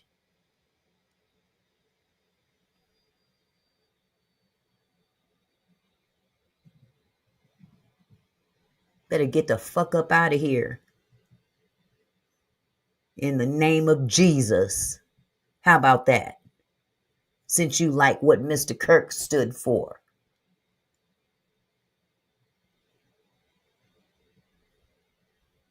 Oh, I can be just as mean, Faith. I don't have a problem with that. I don't have a problem with that one bit. I don't have one problem with that. I'm human. And you disrespect my people, I will disrespect you back. I gave her a chance to explain herself. She wanted to still be racist, say that ridiculous name. So there she has it. And Lord, please forgive me for saying your name in the midst of all that. But what basically it is what it is. She must got me fucked up.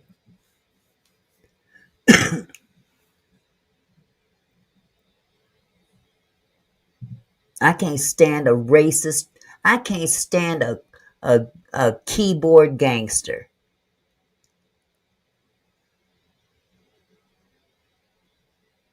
I can't stand a keyboard gangster. You talk all that mess behind that keyboard, but I can guarantee, face to face, I dust the floor with you. From the giddy up, Jay Breezy. Blats. And please. She better take her peanut butter jar and her puppy dog and go home. That's ridiculous. Ain't nobody disrespected her or nothing. She came in here with total disrespect. I don't deal with disrespect like that. Troll or no troll. owl or no owl. I don't give a shit if it was magic. I don't care who the fuck it is. You don't come up in here talking crazy, thinking that you're going to get a rise. Yeah, you're going to get a rise. And you the one that's going to look stupid. Now go home back to Australia. Going back to Australia and tell your greasy mammy that you got cussed out by a blat. Lock your doors, boo-boo.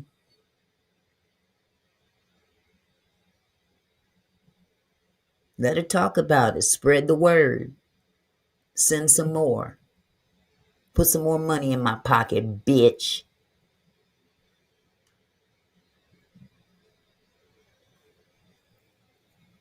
Lord, forgive me. I'm sorry. I can't stand it. That's the problem now. That's the problem now with all this stuff going on in the world. Not just this country, but in the world. They playing too many games. They playing too many games. She might want to... Yeah, let her go take it back there. In the meantime, I'll look at the owl over here in the corner.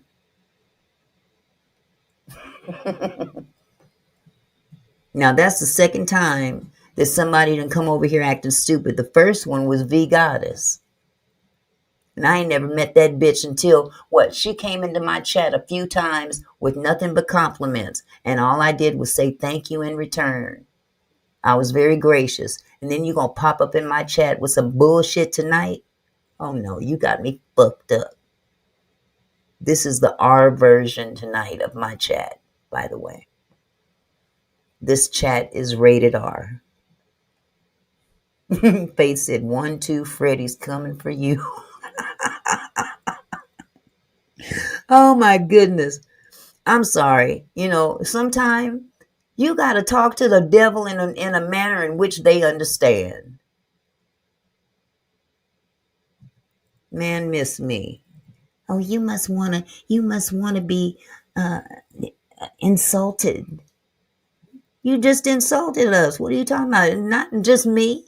You insulted every black person in this chat and white people who are not racist like you. You insulted everybody here. This is my family, ho. You don't disrespect my family or my house.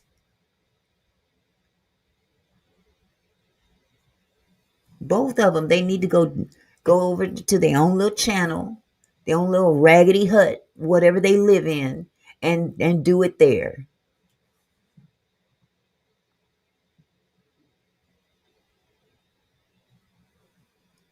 Now, shit. Enough is enough. I'm giving this man grace that, you know what? He was a racist, but he still didn't deserve to be killed the way he did. Yeah, she thought we was going to accept that stuff, Jay Breezy. She better check again. You got to bring ass to get ass. I'm sorry. I'm going to play the rest of Barak for you. She probably don't like him either. And when it happens to some, but even if you think they're quote unquote on the other side of the argument, that's a threat to all of us. And we have to be clear and forthright in condemning it. Now, that doesn't mean that we can't have a debate about the ideas that people who were victims of political violence were promoting. And so I've noticed that there's been some confusion, I think, around this lately. And frankly, coming from the White House and some of the other positions of authority that suggest even before we had determined who the perpetrator of this evil act was, that somehow we're going to identify an enemy. We're going to suggest that somehow that enemy was at fault, and we are then going to use that as a rationale for trying to silence discussion around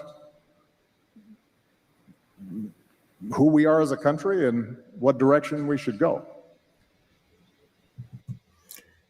This is black excellence, not black, but black excellence right here.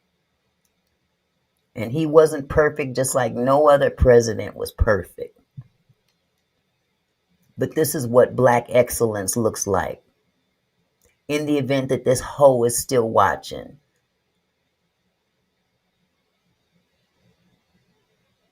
Because this is what black looks like in America. I don't know what it looks like over in Australia, but this is what black looks like in America. Everybody ain't robbing people. Everybody ain't ripping off people. Everybody ain't graping people. Everybody ain't getting high. There are some of us that are very articulate and can get in your ass when need be.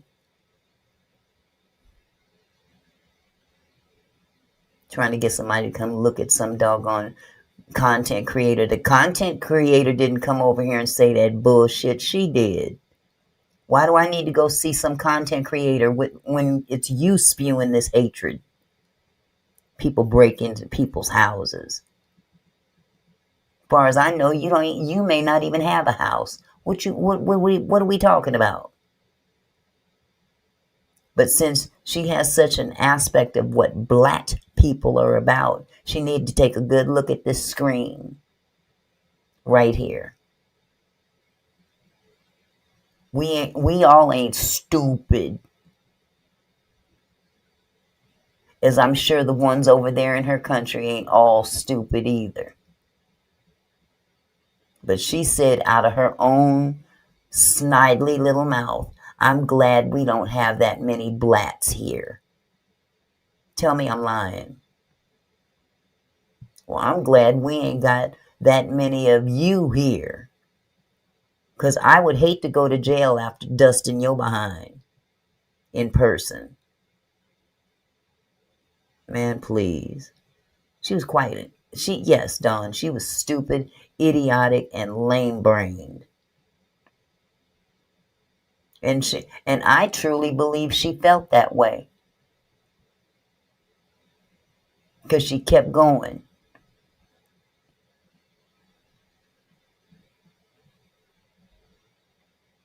Enough is enough.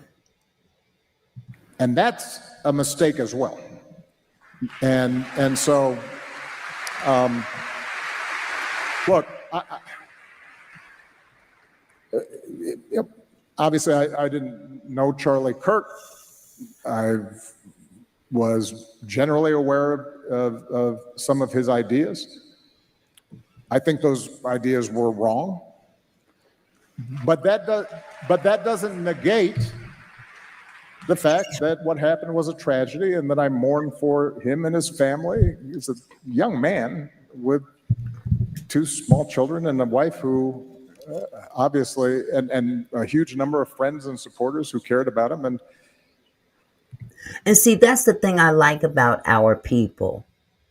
Despite the BS that we have to deal with daily from that kind of mentality, we still have grace. Yeah, we'll cuss your ass out, but we still have grace in that we don't want to see harm come to you, even in your sorriest ass downfall. We do have enough spirituality in us to pray for your senses to come back together. I'm sure she did, Barbara. But you can hate on this man all you want. but he got more class in his pinky finger than you'll ever have, because he would never go into somebody's chat behind some corny ass name as Mina, whatever the hell it was, and say what she said. So she should take a look at this black excellence on this video right here. He's not an anomaly. There's many of people just like him in America. See, that's the problem now. A lot of these folks seem to think that black folks is just dumb and he's an exception. No, he's not the exception. He's the one that made it. But there's a lot of black folks in this country that have been prevented from making it. But they don't understand that. They don't understand what 400 years of a head start of generational wealth means, because they benefit from black people's pain. They benefit. And they think that they're entitled to benefit. Even when they don't, even when they say they don't, they still believe. That's what Charlie Kirk preached. Entitlement. I'm going to fill up my tea. I'll be back. So we have to extend grace to people during their period of mourning and shock. We can also, at the same time, say that I disagree with the idea that the Civil Rights Act of 1964 was a mistake. That's not me politicizing the issue. It's making an observation about who are we as a country. I can say that I disagree with the suggestion that my wife or Justice Jackson does not have adequate brain processing power. I can say that I disagree that Martin Luther King was awful. I can disagree with some of the broader suggestions of that liberals and Democrats are promoting a conspiracy to displace whites and replace them by ushering in illegal immigrants. Those are all topics that we have to be able to discuss honestly and forthrightly, while we still insist that in that process of debate, we respect other people's right to say things that we profoundly disagree with. Fonda said, bet she can't spell supercalifragilisticexpialidocious. I'm surprised I read it. Faith says, and Obama made it because he's the first cousins to the Bushes on his mother's side. Oh God. Oh my goodness. Oh, she can't mess with no sisters. I'm sorry. Oh, she can take that back there and go down under. Yes, I don't have their accent very good, so I'll just play it off. Under the Barbie. Let me go back and get my tea is still warming up. I'll be back. That's how we should approach this. Now, the last point I'll make on this, or building on a point I made earlier,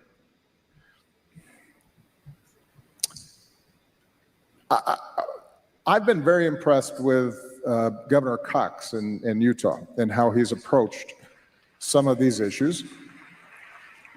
I suspect Governor Cox and I disagree on a whole bunch of stuff. He is a Republican, a self-professed conservative Republican. But in his response to this tragedy, as well as his history of how he engages with people who are political adversaries, he has shown, I think, that it is possible for us to disagree while abiding by a basic code of how we should engage in public debate. I think your own governor here, Josh Shapiro,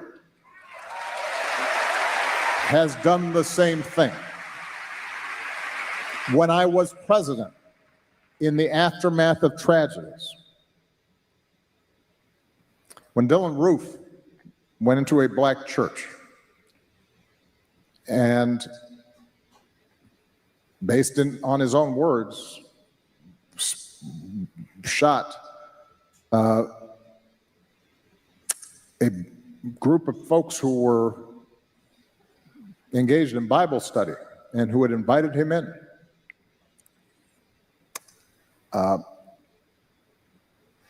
And according to him, it was for racist reasons. As President of the United States, my response was not, who may have influenced this troubled young man to engage in that kind of violence, and now let me go after my political opponents and use that. George Bush.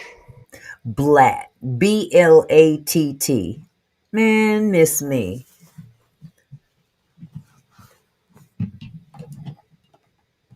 Yeah, it was definitely a color, Donna. She trying to be funny. And she got showed just how stupid she was. But she just don't understand what black excellence really looks like. All shapes, forms, and fashions and sizes, all that. So she can go cook that on the Barbie. With that other crap that they eat over there. What is that stuff called? Some crap that they put on a piece of bread. I can't remember. But yeah, she can kick rocks. Okay, this video won't be much more.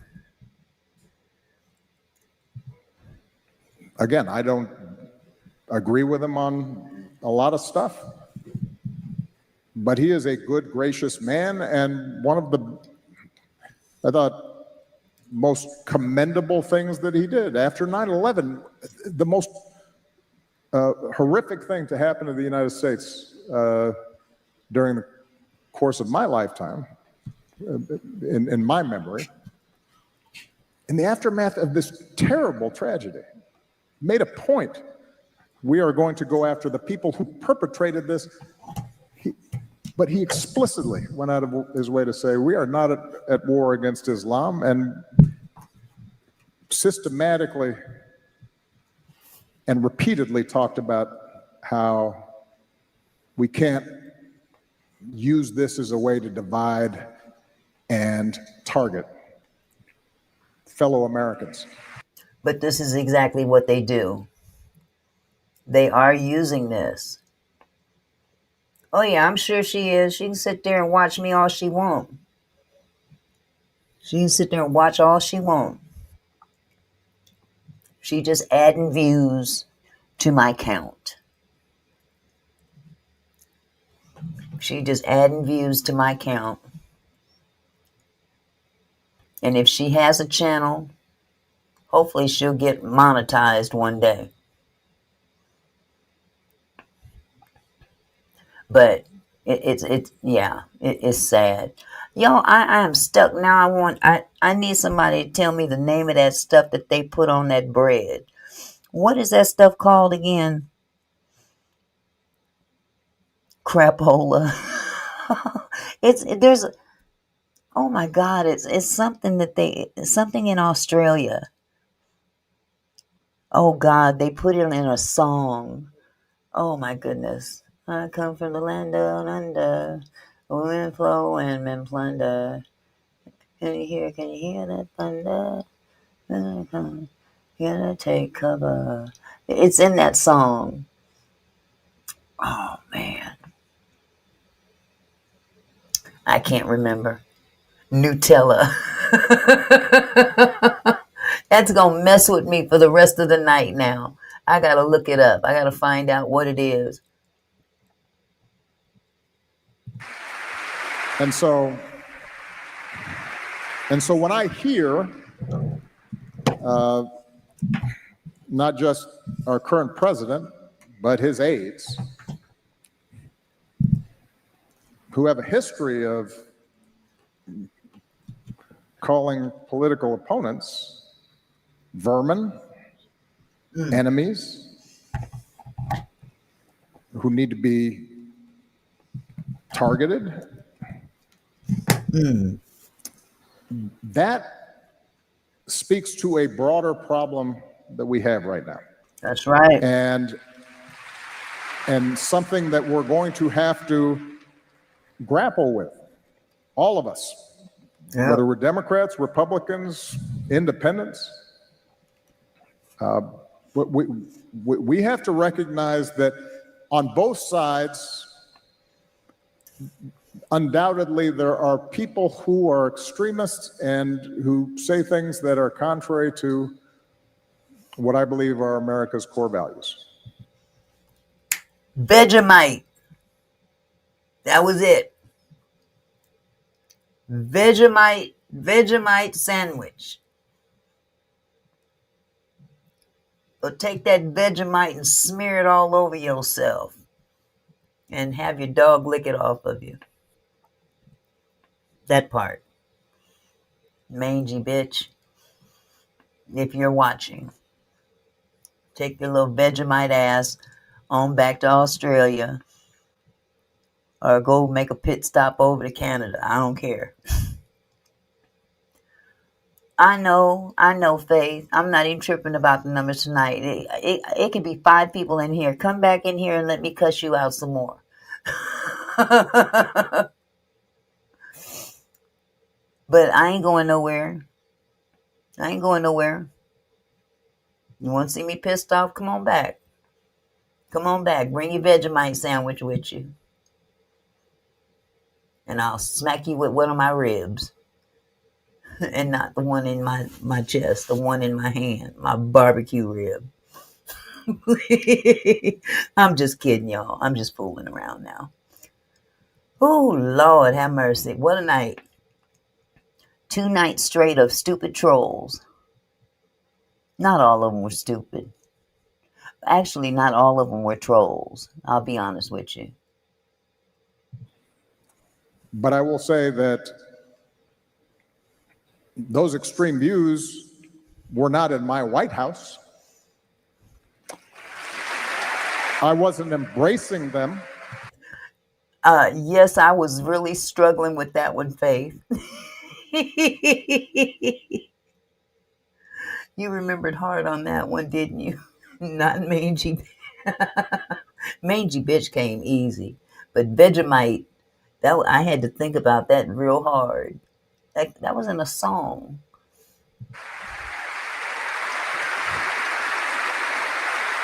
I wasn't empowering them. I wasn't putting the weight of the United States government behind extremist views. And that is when we have the weight of the United States government behind extremist views, we've got a problem.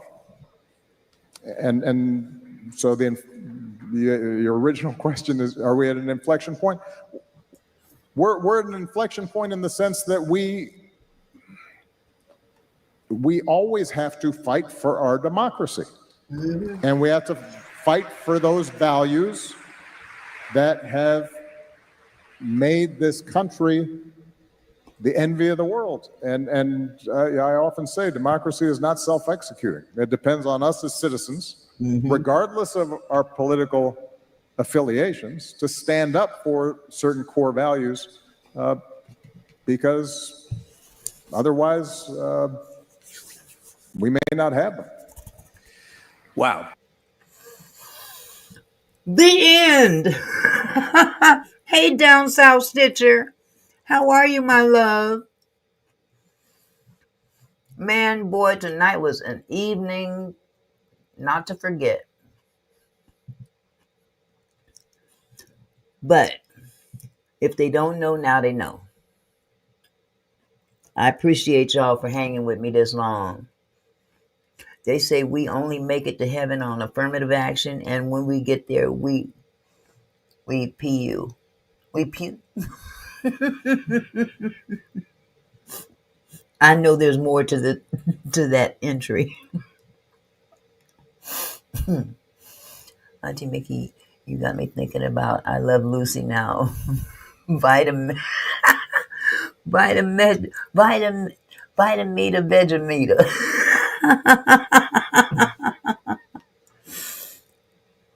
Oh, I'm sorry to hear that, Down South Stitch. Are you okay?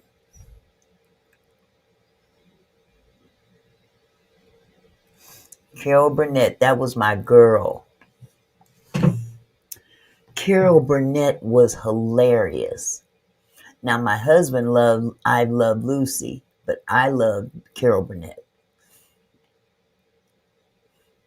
So, Down South Stitcher, are you okay, sweetheart? You said you headed home tomorrow? Today was rough. Headed home tomorrow. I'm sorry. I hope you're okay, love.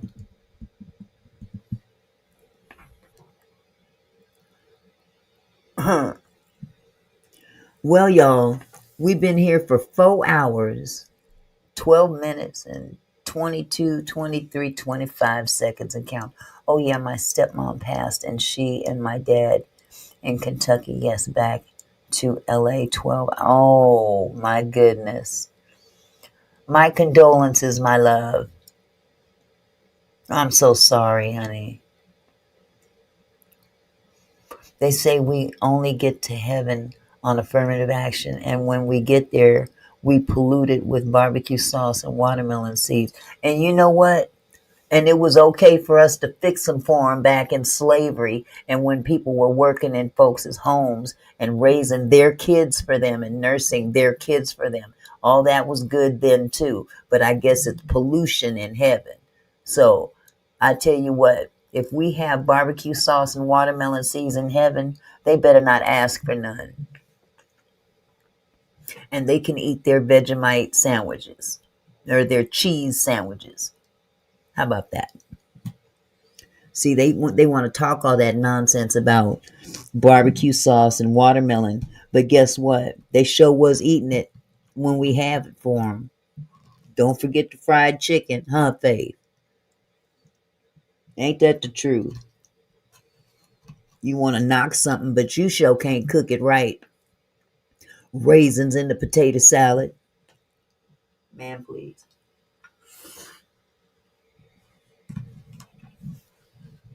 See, it's them kind of jokes that they make that upset me. Because it's a dig, you know? It's an insult. They mean it to be an insult. We wear it proudly because it got us through some hard times.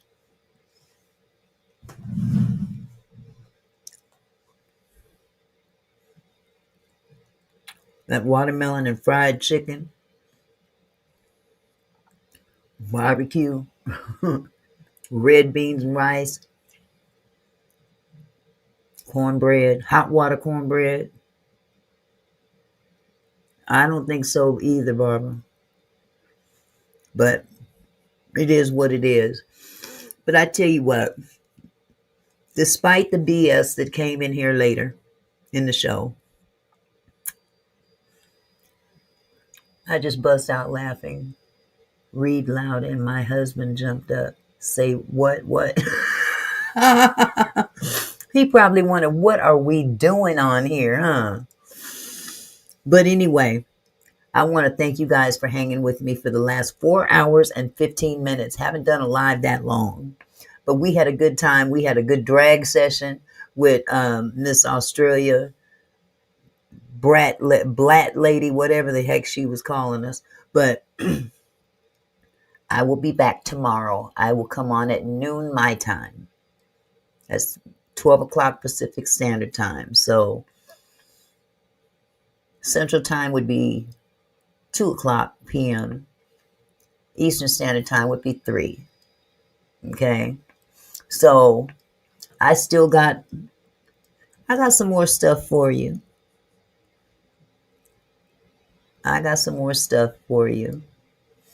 All right, Down South Stitcher. I hope you feel better. And again, thank you for coming. My condolences to you and your family. And I will be back tomorrow.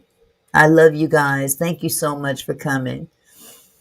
And let's just, I know it's easy to say stay prayerful after I done cussed this woman out. But please stay prayerful. Because I got to go and repent from my mouth tonight. So it is what it is. I'm not fronting. I love y'all. You guys have a good one now. Good night. Hey Mickey.